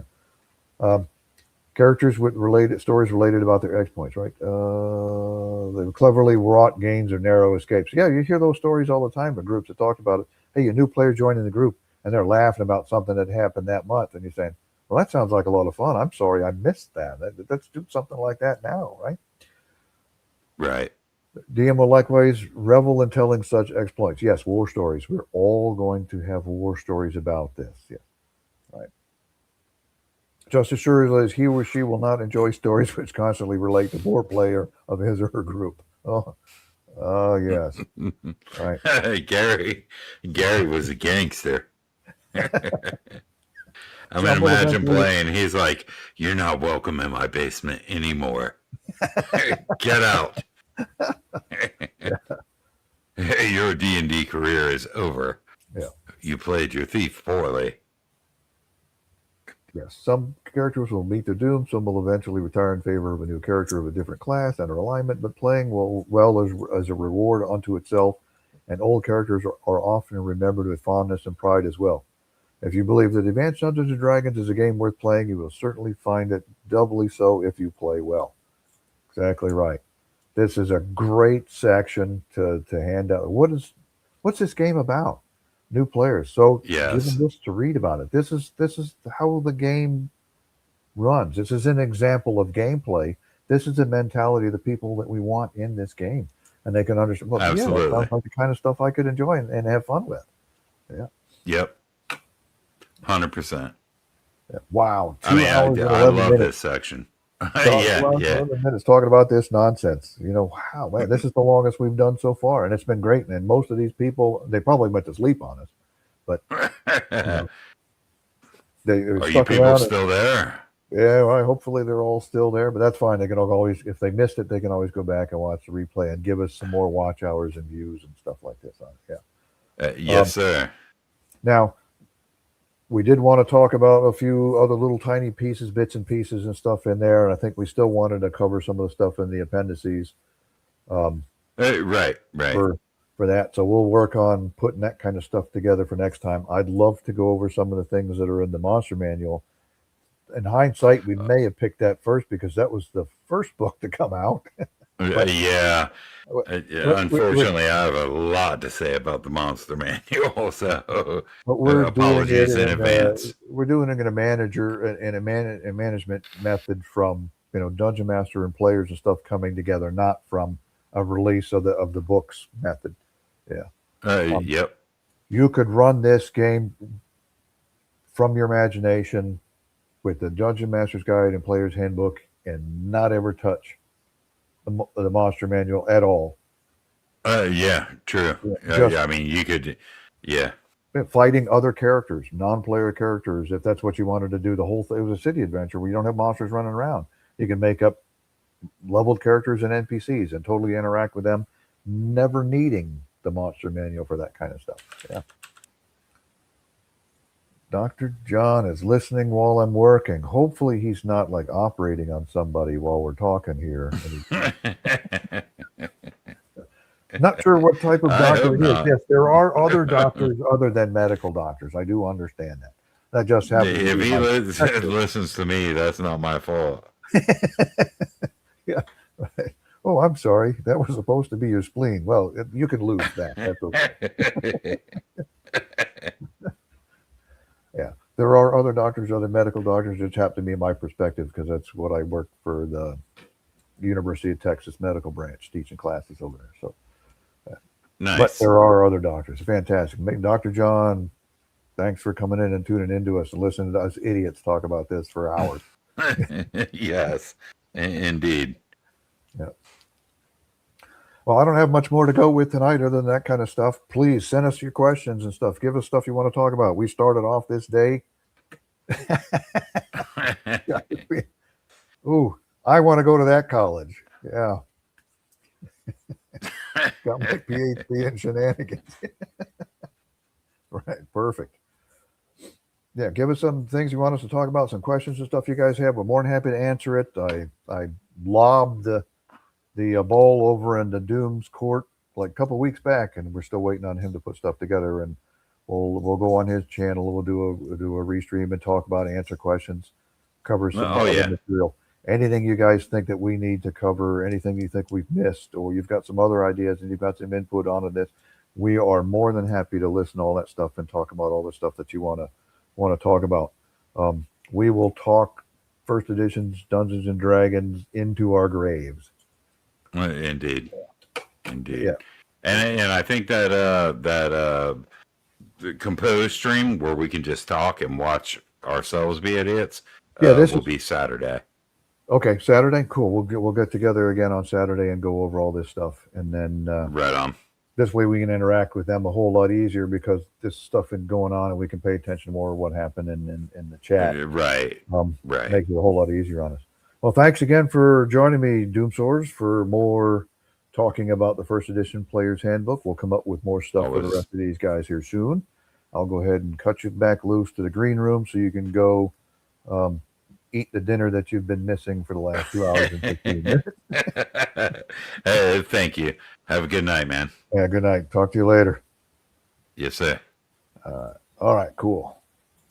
Let me get rid of all this stuff here. Thanks again for joining us on the Great Old Ones channel to talk more about first edition Advanced Dungeons and Dragons.